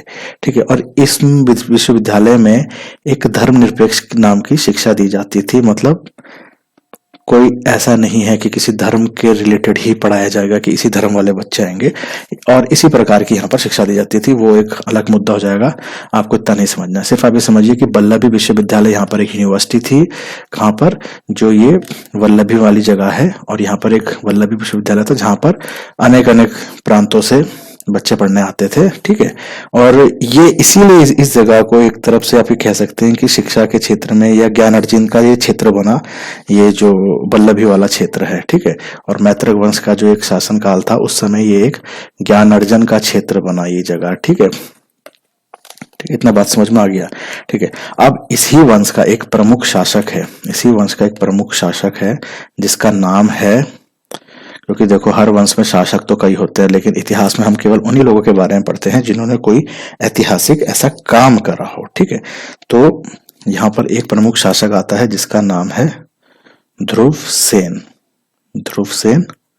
सेकंड। ठीक है, बात समझ है। और अगर आपको याद आ रहा हो कि ध्रुवसेन सेकंड कौन है, तो अभी जस्ट थोड़ा पहले ही मैंने आपको पुष्यभूति वंश पढ़ाया है, तो मैंने आपको तभी इसीलिए उसको पहले पढ़ाया है। अगर आप वो वंश पहले पढ़ लेते हैं, पुष्यभूति वंश, तो ये सारे वंश कहीं ना कहीं उससे कनेक्टेड हैं। अब देखिए यहाँ पर मैंने आपको बताया प्रमुख शासक कौन है, ध्रुवसेन। अब इस ध्रुवसेन सेकंड के बारे में भी याद करिए। इसी के साथ जो हर्षवर्धन था, हर्षवर्धन की पुत्री का विवाह हुआ था। ठीक है, तो हर्षवर्धन की पुत्री का विवाह इसी मैत्रक वंश के जो राजा थे ध्रुवसेन सेकंड, उनके साथ हुआ था। ठीक है, तो हर्षवर्धन की पुत्री के साथ इसका विवाह हुआ था। ठीक है, इतना बात यहां तक क्लियर है। दोबारा से एक बार ध्यान दीजिए कि इस वंश का संस्थापक कौन है भाई, भट्टारक। ठीक है, भट्टारक है। कौन से वाले क्षेत्र का है भाई ये वंश, कौन सा वंश, ये जो वंश है ये कहां पर शासन कर रहा है, तो मैंने आपको नक्शे में भी समझा दिया कि जो गुजरात और मालवा वाला क्षेत्र है, जैसे नक्शे में आप देख रहे हैं रेड कलर से हाईलाइट करा है, वहां पर था। राजधानी इन्होंने बनाई भाई अपनी वल्लभी। ठीक है, और इसी वल्लभी में एक वल्लभी विश्वविद्यालय था। इसी कारण ये जो क्षेत्र है ये ज्ञान अर्जन के दृष्टिकोण से भी, मतलब एजुकेशनल पॉइंट ऑफ व्यू से भी ये जगह बहुत महत्वपूर्ण थी, क्योंकि यहाँ पर एक वल्लभी विश्वविद्यालय था। और अगर आपको बताऊं तो ये वल्लभी विश्वविद्यालय का निर्माण भट्टारक ने करवाया था। ठीक है, ये बातें बहुत महत्वपूर्ण है। अगर आप इस तरह से आंसर लिखेंगे तो जो कॉपी चेक कर रहे वो तो आपसे समझ जाइए कितना उसको लगेगा कि कौन ज्ञानी व्यक्ति लिख रहा है आंसर। तो यहाँ पर वल्लभी विश्वविद्यालय का निर्माण भट्टारक ने करवाया था, और इस वंश का जो प्रमुख शासक हुआ है उसका नाम है ध्रुवसेन सेकंड, और ध्रुवसेन सेकंड से ही हर्षवर्धन की पुत्री का विवाह हुआ था। और हर्षवर्धन आप सभी को याद है, अगर आपने ध्यान से देखा है तो अभी मैंने आपको पुष्यभूति वंश पढ़ाया था।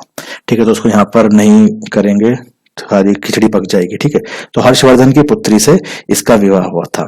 अच्छा, इनके समय पर एक विदेशी यात्री है जो यहाँ पर आता है। इस विदेशी यात्री का नाम है, आप लोग इस नाम से परिचित होंगे, इसका नाम है ह्वेनसांग। अभी मैंने बताया भी आपको, ह्वेनसांग। ठीक है, एक विदेशी यात्री है ह्वेनसांग। इसकी जो पुस्तक है, ह्वेनसांग की जो पुस्तक है उससे हमें एक जानकारी मिलती है। ह्वेनसांग की एक पुस्तक से हमें जानकारी मिलती है। ह्वेनसांग की पुस्तक से हमें एक जानकारी मिलती है। पुस्तक से जानकारी मिलती है हमें, से जानकारी मिलती है। अब इस पुस्तक से हमें क्या जानकारी मिलती है, इस पुस्तक से हमें यह जानकारी, पहले आप ये बताइए आपको इस पुस्तक का नाम पता है? अभी थोड़ी देर पहले बताया था मैंने आपको, याद होना चाहिए आपको, क्योंकि ये भी बहुत महत्वपूर्ण है। अगर एक नंबर का क्वेश्चन भी बन सकता है इससे कि एक ह्वेनसांग की पुस्तक का नाम बताया, तो CU की, ठीक है, CU की पुस्तक से हमें एक जानकारी मिलती है। और क्या जानकारी मिलती है कि हर्षवर्धन ने, जो हर्षवर्धन है, हर्षवर्धन कौन है? पुष्यभूति वंश वाला।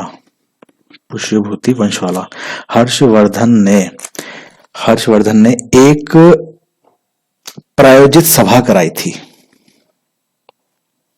अभी मैं आपको ये भी समझाता हूँ कि हर्षवर्धन ने एक प्रायोजित सभा कराई थी। मतलब आप ये समझ लीजिए एक कार्यक्रम करवाया उसने, या किस तरह का एक सभा कराई उसने, एक प्रायोजित सभा कराई जिसमें हिस्सा किसने लिया, मतलब आता है कौन, इसमें हिस्सा लेगा कौन भाई, ध्रुव सेन सेकंड, ध्रुव सेन सेकंड। अब दोबारा से मैं आपको इसको आसान में दोबारा समझाता हूँ, ठीक है, ध्यान समझो। ह्वेन सांग की पुस्तक, कौन सी पुस्तक भाई, ये सीयूकी वाली पुस्तक, ह्वेन सांग की पुस्तक सीयूकी से हमें ये जानकारी मिलती है कि ध्रुव सेन सेकंड ने हर्षवर्धन द्वारा प्रायोजित सभा में हिस्सा लिया था। मतलब हर्षवर्धन ने कोई एक सभा, कोई एक धार्मिक कार्य या कोई एक काम करवाया, उसमें हिस्सा लेने के लिए ध्रुव सेन भी आया, धार्मिक कार्य में ध्रुव सेन हिस्सा लेने आया। और इन सब बातों की जानकारी हमें मिल रही है इस विदेशी यात्री ह्वेन सांग की पुस्तक सीयूकी से। और इस वंश के बारे में क्या है कि लगभग इस वंश का पतन हो जाता है 800 ईस्वी के आसपास, ठीक है। इस मैत्रक वंश का पतन हो जाएगा 800 ईस्वी के आसपास, क्योंकि इस समय पर अरब आक्रमण हो जाएगा, अरब आक्रमण। आप ये बात ध्यान रखना कि ये जितने भी वंश है जो हम अभी पढ़ रहे हैं ये समकालीन हैं, सबके सब साइड बाय साइड चल रहे हैं, पैरेलल। इधर मैंने आपको जैसे स्टार्टिंग में नक्शे में समझाया था कि इधर एक तरफ, यहाँ पर देखिए आप, इसी में इसको दोबारा से मैं करता हूँ। जैसे मैंने आपको स्टार्टिंग में ही बताया था कि भाई जो ये आपका हरियाणा वाला क्षेत्र था, इधर की तरफ यहाँ पर आपका पुष्यभूति वंश था, इधर पर आपका पुष्यभूति वंश था। इधर वाले क्षेत्र में जैसा अभी हमने पढ़ा ये मैत्रक वंश था, ठीक है। तो आ रही है आपको बात, ये भारत के अलग अलग कोने में अलग अलग वंश चल रहे हैं, ठीक है। तो इसी प्रकार से हम कुछ और वंशों के बारे में भी पढ़ेंगे जो हमारे इंपॉर्टेंट हैं, ठीक है। चलिए आगे बढ़ते हैं इसमें। तो चलिए इसमें जैसा हम लोग यहाँ पर तक पढ़ चुके हैं कि हमने अभी मैत्रक वंश को पढ़ लिया। अब मैत्रक वंश के बाद हम अगला जो वंश पढ़ने जा रहे हैं ये आ जाएगा हमारा मौखरी वंश, ठीक है। तो चलो मौखरी वंश पढ़ते हैं।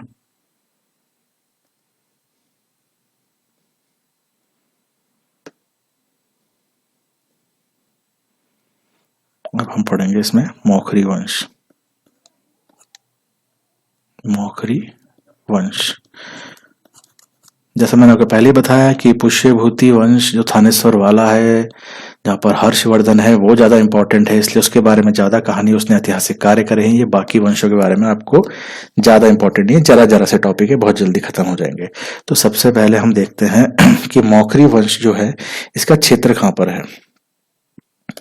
ये मौखरी वंश भारत के नक्शे में कहाँ पर आ रहा है, तो इसमें अगर आप देखेंगे जो उत्तर प्रदेश में मथुरा वाला क्षेत्र है, उत्तर प्रदेश में मथुरा वाला क्षेत्र, उत्तर प्रदेश में मथुरा वाला क्षेत्र, मथुरा वाला क्षेत्र, उत्तर प्रदेश में जो मथुरा वाला क्षेत्र है उसी के निकटतम ये क्षेत्र है, ठीक है। तो जैसा आपको नक्शे में दिखाता हूं मैं,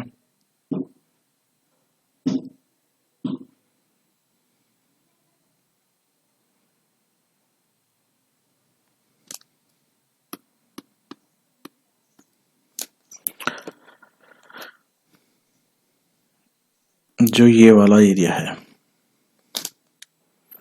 इधर पे है भाई आपका मैत्रक वंश, सॉरी मौखरी वंश, मौखरी वंश। यहाँ पर है आपका मौखरी वंश।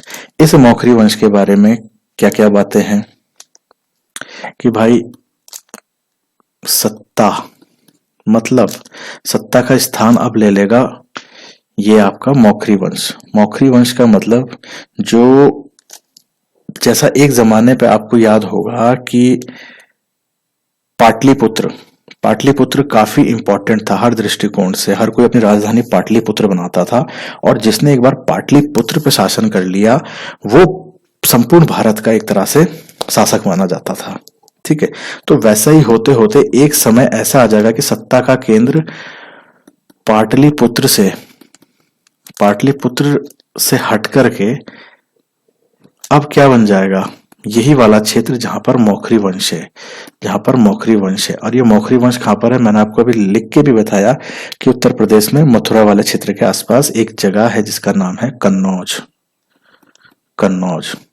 तो भाई मतलब यह है कि अब अगर किसी ने इस कन्नौज पे शासन हासिल कर लिया तो वह लगभग उत्तर भारत का एक तरह से बहुत शक्तिशाली शक्ति माना जाता था। तो इस कन्नौज को लेकर के भी बहुत सी युद्ध होंगे आगे चल के, अगर वैसे हमारे सिलेबस में है नहीं तो इस कन्नौज को लेकर भी काफी युद्ध होते हैं, ठीक है। एक त्रिपक्षीय संघर्ष भी होता है, तो फिलहाल वो आपके सिलेबस में है नहीं तो उसका यहाँ पर जिक्र करना ज्यादा सही नहीं है। तो मौखरी वंश का शासन मैंने आपको बताया कि उत्तर प्रदेश में जो मथुरा के आसपास एक क्षेत्र है, आपने देखा कन्नौज, ये कन्नौज वाले क्षेत्र में ये लोग शासन किया करते थे, ठीक है। और जो ये वंश है, ये कन्नौज में जो मौखरी वंश है, इसके बारे में एक और बात, जैसा आपने अगर स्टार्टिंग में देखा हो तो जो हर्षवर्धन था, पुष्यभूति वंश वाला हर्षवर्धन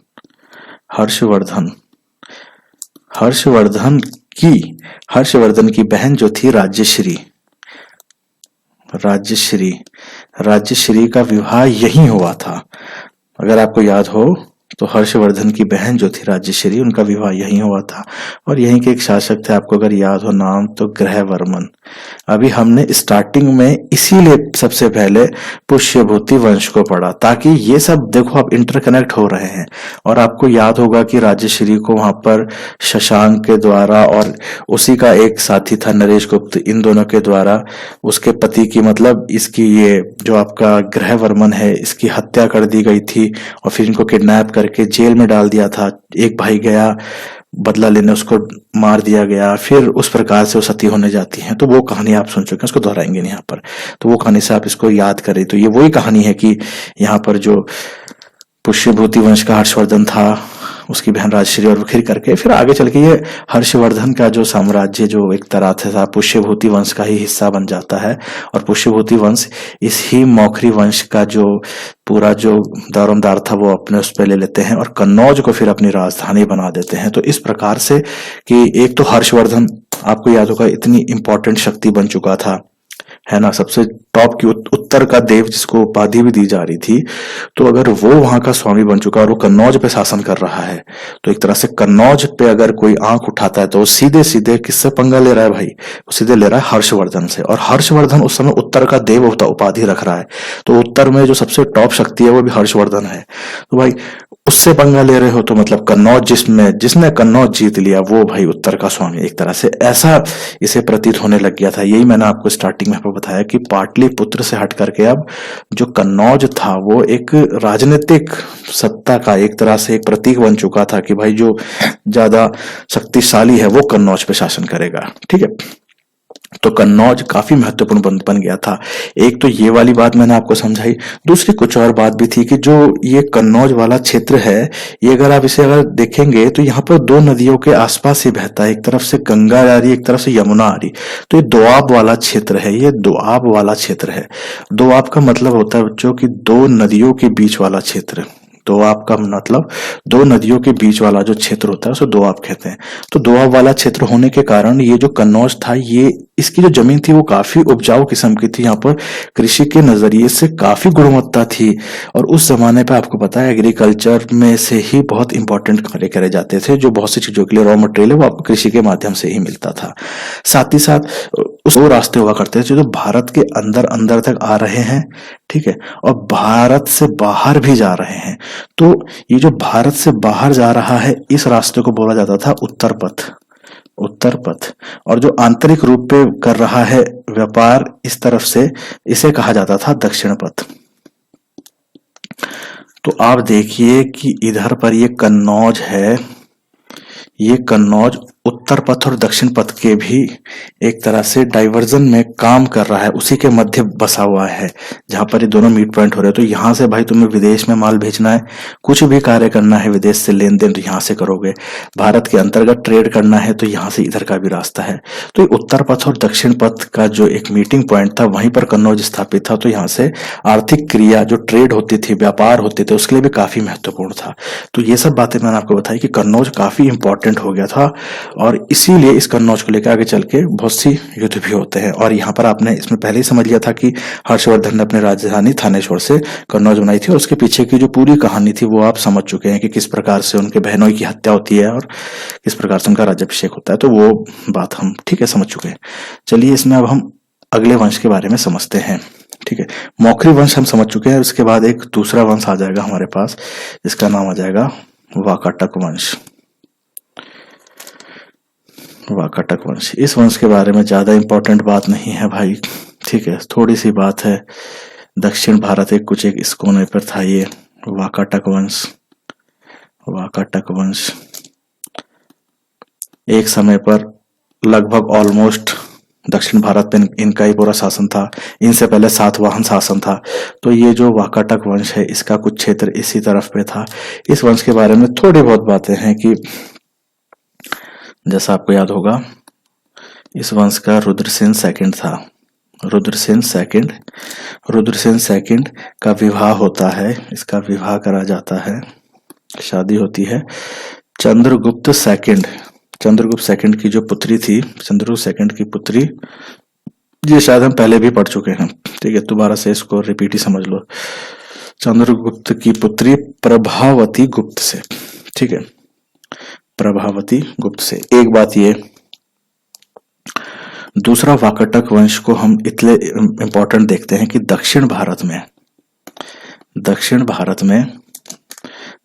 में ब्राह्मणवाद मतलब ब्राह्मण धर्म से संबंधित ट्रेडिशनल जितने भी बातें हैं या ब्राह्मण धर्म को एक तरह से फैलाने का कार्य मुख्य तौर पर इन्होंने किया, वाकाटक वंश ने, ठीक है।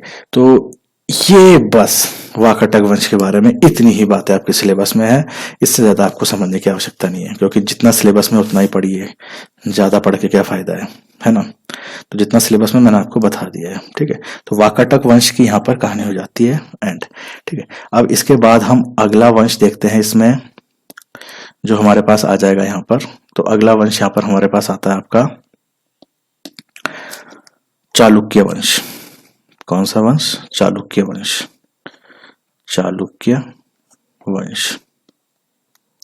और आगे हमारे पास अगला चालुक्य वंश। चालुक्य वंश की लोकेशन देख लेते हैं पहले भाई कि चालुक्य वंश कहां पर था। अच्छा, एक जगह है यहाँ पर इस तरफ पे, इसे वातापी कहते हैं आज की तारीख में। क्या कहते हैं? वातापी, या किसी समय पर आप इसको बादामी के नाम से भी जानते हैं, बादामी। तो वातापी या बादामी जगह का नाम है। यहां पर शासन कौन करता था? चालुक्य वंश। तो इनको कहा जाता था वातापी के चालुक्य या बादामी के चालुक्य, ठीक है। बात समझ में आ गई इतनी? इस वंश के बारे में कुछ इंपॉर्टेंट बातें देखते हैं कि भाई संस्थापक कौन है इस वंश का।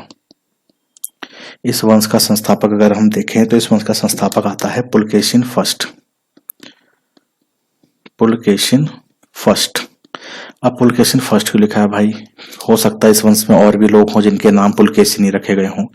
तो फर्स्ट, सेकंड, थर्ड ये हम पहले भी देख चुके हैं इतिहास में कि चंद्रगुप्त या इस तरह के नाम कईयों के थे, तो वो नामों के आगे फर्स्ट सेकंड करके उसको समझा देते थे कि भाई ये वो वाला है, ठीक है। पिता और दादा और पोते का नाम भी कभी एक जैसा हो गया तो कुछ ये 1 2 करके इसको समझाया जाता था, ठीक है। अब पुलकेशिन फर्स्ट तो संस्थापक, ठीक है। इसकी थोड़ी सी कहानी समझ लो कि भाई इसमें कौन कौन से हैं, ताकि आपको समझने में दिक्कत ना हो। तो पुलकेशिन फर्स्ट है, इसके 2 पुत्र होंगे, ठीक है। इसके 2 पुत्र 2 हुए, 2, ठीक है। एक का नाम होगा कीर्तिवर्मन फर्स्ट, ये पहला बेटा, और दूसरे वाले का नाम होगा मंगलेश। पुलकेशिन द्वितीय के 2 पुत्र, कीर्तिवर्मन फर्स्ट और मंगलेश, ठीक है। बात समझ में?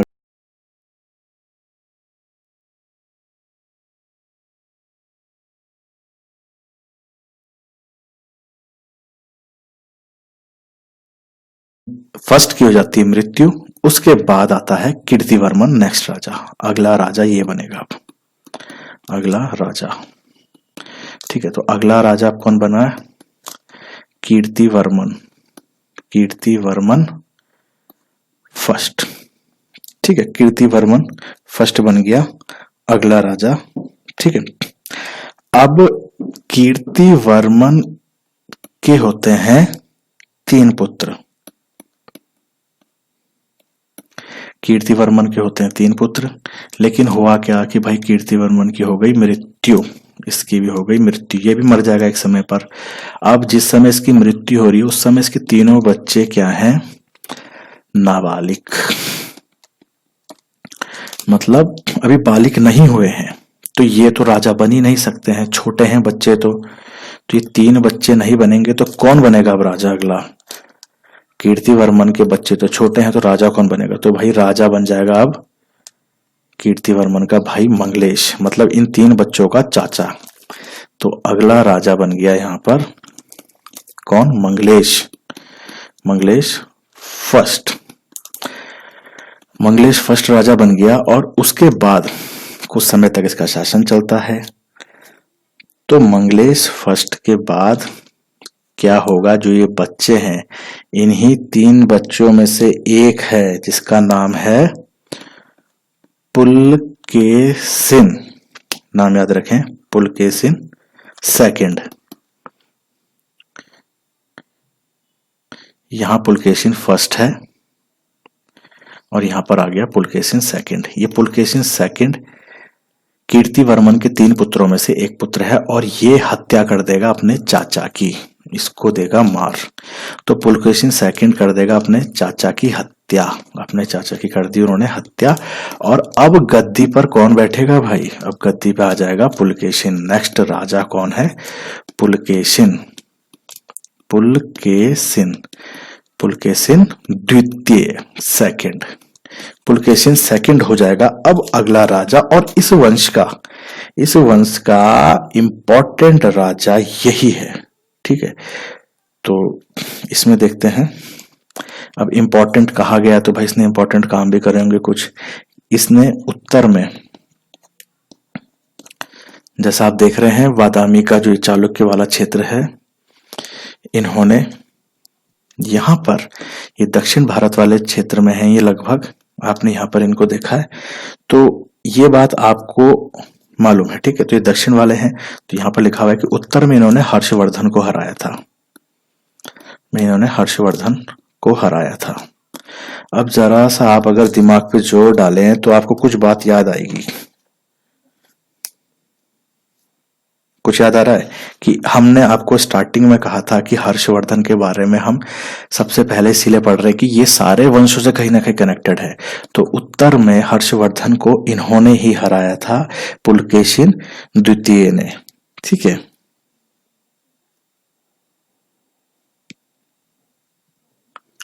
तो जो हर्षवर्धन थे पुष्यभूति वंश के, ये तो बहुत बार मैंने बोल चुका हूं, याद रखो, पुष्यभूति वंश के हर्षवर्धन को इन्होंने, पुलकेशिन द्वितीय ने हरा दिया था, ठीक है।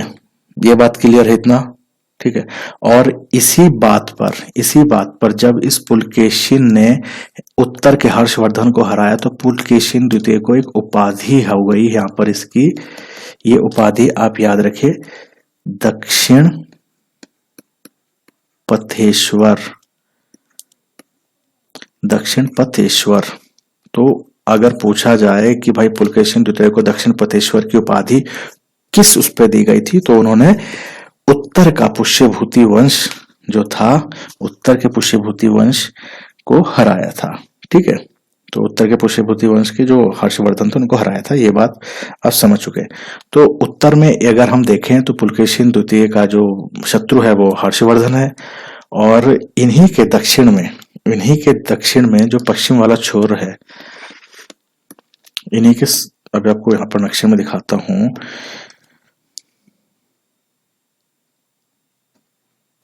जो ये वाला क्षेत्र है ना, ये वाला क्षेत्र, इस वाले एरिया पे था यहाँ पर पल्लव वंश, यहाँ पर था पल्लव वंश।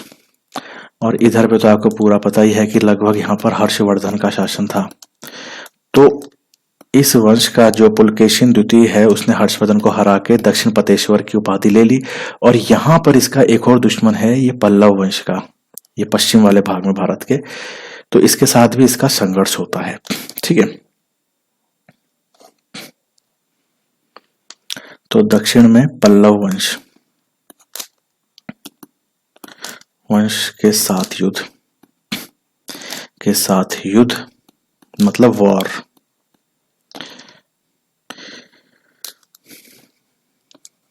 दक्षिण में पल्लव वंश के साथ युद्ध, लेकिन यहाँ पर आप ध्यान दें कि उत्तर में तो इन्होंने भाई हर्षवर्धन को हरा के दक्षिण पतेश्वर की उपाधि ले ली, लेकिन पल्लव वंश के साथ ऐसा कुछ नहीं हुआ। इस पल्लव वंश का जो एक शासक है नरसिंह वर्मन,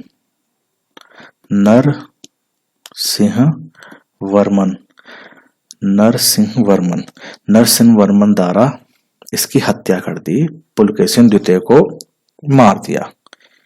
बराबर, इतना बात समझ में। दोबारा से देखो, उत्तर में हर्षवर्धन को हराया और एक उपाधि ले ली। फिर उपाधि कौन सी थी भाई?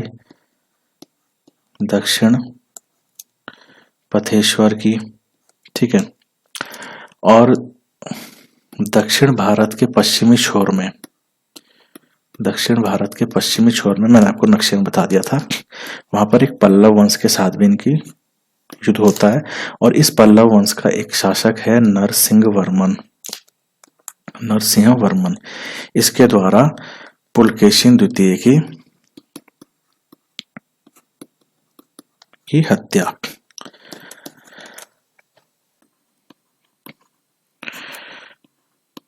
चालुक्य वंश,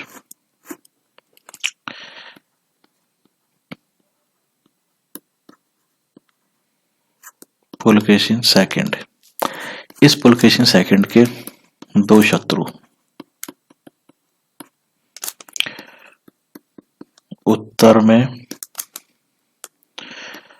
और पश्चिम में। उत्तर में हर्षवर्धन और पश्चिम में पल्लव वंश।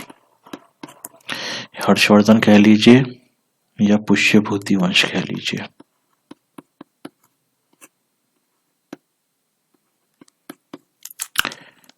पुलकेशिन सेकंड ने हर्षवर्धन को हराया, उपाधि धारण कर ली फिर दक्षिण पथेश्वर की। ये बात क्लियर। पश्चिम में पल्लव वंश के साथ इनका युद्ध होता है और इस पल्लव वंश का जो एक शासक है जिसका नाम है नरसिंह वर्मन, इसके द्वारा भाई पुलकेशिन सेकंड की हत्या, मतलब मृत्यु, मर गया ये पुलकेशिन सेकंड यहां पर। तो पुलकेशिन सेकंड के मरते ही अब युद्ध में आ गई गर्मी और यहाँ पल्लव वंश और चालुक्य वंश, क्योंकि जो ये पुलकेशिन द्वितीय है ये चालुक्य वंश का ही तो है। तो इसकी मृत्यु के बाद यहाँ पर चालुक्य वंश वर्सेस पल्लव वंश, मतलब चालुक्य वंश बनाम पल्लव वंश, इन दोनों के बीच में अब युद्ध हो जाता है। क्योंकि आपने भाई चालुक्य वंश के पुलकेशिन द्वितीय को मार दिया है पल्लव वंश के नरसिंह वर्मन ने, तो दोनों के बीच में युद्ध। और ऐसा कहा जाता है कि ये युद्ध लगभग 100 वर्षों तक चला और इन 100 वर्षों में भाई चालुक्य वंश के भी नए नए शासक आए होंगे आपस में लड़ने, पल्लव वंश के भी शासक चेंज हो रहे हैं, तो ये लोग इसी में ध्यान में रहे। लेकिन चालुक्य वंश के साथ क्या हुआ कि इन्हीं के सामंत थे। सामंत आप सभी को मालूम होगा कि सामंत क्या होते हैं। सामंत वही थे, मतलब चालुक्य वंश के सामंत थे, इन्हीं के अंडर कुछ लोग काम करते थे जिनका नाम था राष्ट्रकूट। ठीक है, ये राष्ट्रकूट वाले इन्हीं के अंडर थे। लेकिन ये लोग क्या करते हैं, जब देखते हैं कि चालुक्य वंश के जो शासन, जो अलग अलग नए नए राजा आ रहे हैं, उसमें एक था कीर्तिवर्मन सेकंड।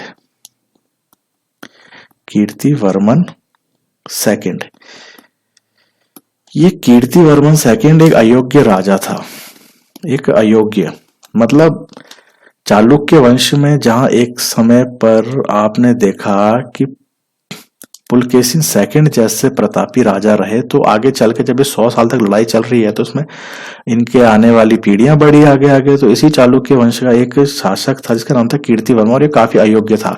तो इस चालुक्य वंश के जो सामंत रहे थे, जो इन्हीं के अंतर्गत कार्य करते थे, उन्होंने देखा ये तो बहुत कमजोर है, बेकार है इसके अंदर हम क्यों काम करें भाई। तो ये राष्ट्रकूट जो थे ये चालुक्यों के अंतर्गत कार्य करते थे। इन्होंने मौका देखकर इसी कीर्तिवर्मन को मार दिया।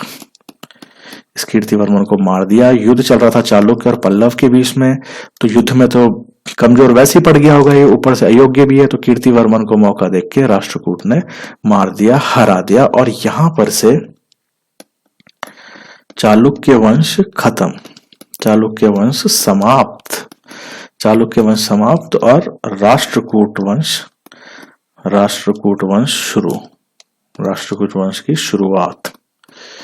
तो इस प्रकार से आपने देखा कि जो चालुक्य वंश था वो किस प्रकार से था और उसमें किस प्रकार से इसका जो पतन होता है इस वंश का, उसमें क्या थी बातें। तो ये मैंने आपको सब समझा दिया कि राष्ट्रकूट वंश ने इनको कर दिया था, ठीक है, समाप्त। अच्छा, ये राष्ट्रकूट वंश मैंने आपको बताया कि इनके सामंत थे चालुक्य वंश के ही।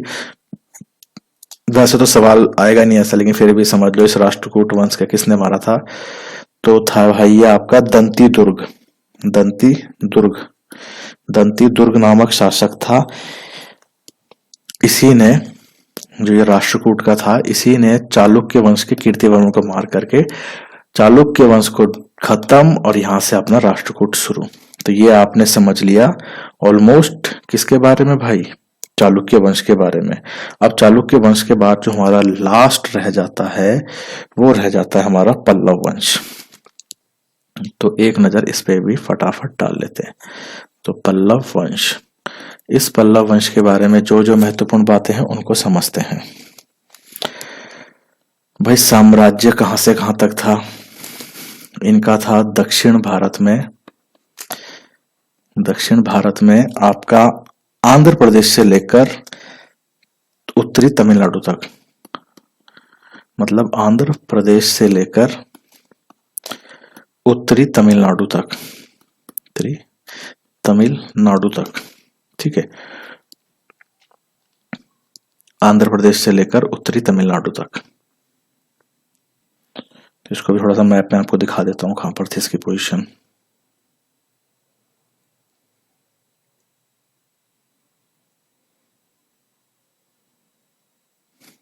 हाँ, तो यहां पर आप देखिए,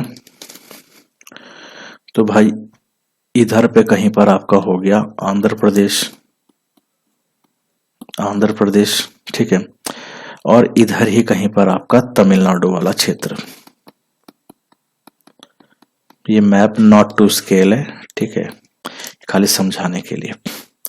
तो लगभग जो ये वाला एरिया आ रहा है, इधर ही कहीं पर शासन करा करते थे ये लोग। कौन? पल्लव वंश। तो पल्लव वंश की सीमा आपने अगर लिखोगे तो आंध्र प्रदेश से लेकर के तमिलनाडु तक, ठीक है, तमिलनाडु वाले क्षेत्र तक। तो ये हो गई पल्लव वंश की सीमा, ठीक है। और इसी वंश के साथ अगर हम देखें तो इनके कुल मिलाकर के कौन कौन से शत्रु हैं, तो शत्रु देशों में इनके आ जाते हैं आपके, जैसा आपने अभी देखा था कि जो आपका चालुक्य वंश था, चालुक्य वंश को इन्हीं के द्वारा युद्ध होता है, इन्हीं का नरसिंह वर्मन, इनका जो चालुक्य वंश का जो एक प्रतापी राजा था जिसका नाम वो था पुलकेशिन द्वितीय, उसकी हत्या कर दी जाती है ना। फिर उसके बाद 100 वर्ष का वो था, तो इनका शत्रु था एक आपका चालुक्य वंश, ठीक है, एक इनका शत्रु हो गया चालुक्य वंश। दूसरा दक्षिण की कुछ शक्तियां हैं, जैसे चोल वंश था एक चोल वंश, और एक इनका शत्रु है पांड्य वंश। तो पल्लव वंश के शत्रु में हमने देखा कि एक तो है चालुक्य वंश, दूसरा है चोल वंश और तीसरा है पांड्य वंश। ये तीन इनके शत्रु हैं, और इनमें से जो चोल वंश है इनके साथ इनका संघर्ष होगा और ये लोग इनको यहाँ से उठा फेंकेंगे और हरा देंगे और चोल वंश इनकी समाप्ति का कारण बनता है। ठीक है, तो चोल वंश इनको समाप्त कर देता है, इनमें से चोल वंश इनको दक्षिण भारत में इनका अंत कर देता है। ठीक है, अब कुछ बातें इस पल्लव वंश के बारे में कि इनका योगदान क्या क्या है, इनके समय में क्या क्या इन्होंने कंट्रीब्यूट करा हमारी सोसाइटी को। तो इनके समय पर ही भाई तमिल साहित्य हुए, जो तमिल में जो लिखे हुए ग्रंथ है उन सबको संरक्षण इन्हीं के कार्यकाल में मिला। इन्हीं के समय में भक्ति धारा का उदय हुआ, भक्ति धारा का उदय होता है। ठीक है, और दक्षिण भारत में जो वास्तुकला है, मतलब जो मंदिरों के निर्माण हो रहे हैं, भवनों के निर्माण हो रहे हैं, तो जो डिजाइनिंग है, जो उसमें कलाकारी है और जो कारीगर लोग हैं, जो वास्तुकला है, वो आर्किटेक्चर किस हिसाब से मंदिर बन रहे हैं। तो महाबलीपुरम एक जगह है, वहां के जो आप मंदिर देखेंगे तो उसमें जो वास्तुकला है, जो डिजाइनिंग है, जो जिस तरह से आर्किटेक्चर करा गया है, तो उस वास्तुकला को संरक्षण इन्हीं के समय में, मतलब इन्हीं के समय में वो अपनी प्रोग्रेस करती है। तो इनका अगर आप योगदान देखें, किसका, पल्लव वंश का, पल्लव वंश का जो योगदान है वो तमिल साहित्य में, भक्ति धारा के उदय में है और वास्तुकला के उदय में। तो इन चीजों के उदय में इनका योगदान है। बस यही बात थी। आप लोगों को भी बहुत इसमें टाइम लग गया होगा कि बहुत लंबा वीडियो बन गया है, लेकिन अब जैसे मैंने आपको समझा रखा है कि पूरा वीडियो में मैं आपको पूरा सिलेबस समझाऊंगा, तो मैं कोई चीज स्किप नहीं कर सकता हूँ। फिर वहां पर समय सीमा पे ध्यान रखना उचित नहीं होता है कि मैं समय सीमा को ध्यान रखूं और वीडियो को वैसे कर दूं। तो यहाँ पर आपने देखिए कि आपने लगभग सारे के सारे वंश पढ़ लिए। मैं आपको क्विक रिविजन करके यहाँ पर कुछ बातें बताता हूँ। जैसा कि हमने वीडियो शुरू करा था, तो हमने स्टार्टिंग में ही आपको कुछ कुछ चीजें दिखाई थी। जैसे हमने क्या क्या देखा था, हमने कहा था भाई कि ये जो हरियाणा वाला क्षेत्र है, यहाँ पर क्या था, एक पुष्यभूति वंश, यहाँ पर था एक पुष्यभूति वंश, ये कहा था ना मैंने। फिर उसके बाद उत्तर प्रदेश वाला जो ये एरिया है, यहाँ पर कन्नौज में एक मौखरी वंश था, एक मौखरी वंश था। ठीक है, उसके बाद हमने आपको बताया था ये गुजरात और मालवा वाला क्षेत्र जो है, यहाँ पर मैत्रक वंश था, यहाँ पर मैत्रक वंश था। ठीक है, दक्षिण भारत में मतलब इसके नीचे वाले एरिया में हमने आपको बताया था कि यहाँ पर इस जगह पर वाकाटक वंश था, इस जगह पर वाकाटक वंश था। इस तरफ हमने आपको बताया था चालुक्य वंश था, चालुक्य वंश। ठीक है, और एक हमने आपको इस तरह बताया था, ये आंध्र प्रदेश से लेकर तमिलनाडु वाले एरिया में, इस वाले एरिया में, यहाँ पर हमने आपको बताया था पल्लव वंश। ठीक है, और जो ये वाला एरिया, ये मैंने आपको बताया था, यहाँ पर था गौड़ वंश। तो गौड़ वंश तो हमारे सिलेबस में है नहीं, लेकिन मैंने इसकी कहानी समझाने के लिए कि किस हिसाब से पुष्यभूति वंश के लिए ये इंपॉर्टेंट था, और इसमें जो कहानी हमने समझी थी कि वे अपनी राजधानी थानेश्वर से कन्नौज क्यों लाते हैं, तो ये सब बातें थी। तो यहाँ पर मुझे उम्मीद है कि आप लोगों को अब ये नक्शे में जो ये हाईलाइट करी गई है पोजीशन, ये सब आपको समझ में आ गई होंगी। और हमने पूरी की पूरी जो ये चैप्टर है, ये चैप्टर 7 गुप्त वंश और उनके उत्तराधिकारी, इसमें जो लगभग सारी बातें हैं वो हम समझ चुके हैं। और इसके बाद जो वीडियो रहेगा, जो हमारा पार्ट 4 रहेगा, उसमें हम जो रिमेनिंग टॉपिक हैं, जैसे कि उस समय का प्रशासन व्यवस्था कैसा था, समाज कैसा था, अर्थव्यवस्था किन बातों पर निर्भर करती थी, कला और साहित्य के क्षेत्र में क्या क्या उस समय पे बातें होती थी, उन सब बातों का अध्ययन करके इस चैप्टर को कंप्लीट कर लेंगे। और 100% हमने ये चैप्टर पढ़ लिया। तो आप बस अब आपसे मुलाकात होगी इसके जो अगला चैप्टर का जो पार्ट है, पार्ट 4, उसमें हम जो रिमेनिंग टॉपिक को कंप्लीट कर लेंगे और ये हमारा इसका एंड पार्ट होगा, फाइनल पार्ट होगा। इसके बाद इस वाले चैप्टर का गुप्त वंश और उनके उत्तराधिकारी का सारा कंप्लीट हो जाएगा। ठीक है, तो मैं उम्मीद कर रहा हूँ यहाँ पर बातें आपको सारी समझ में आ गई होंगी। और ठीक है, थैंक यू।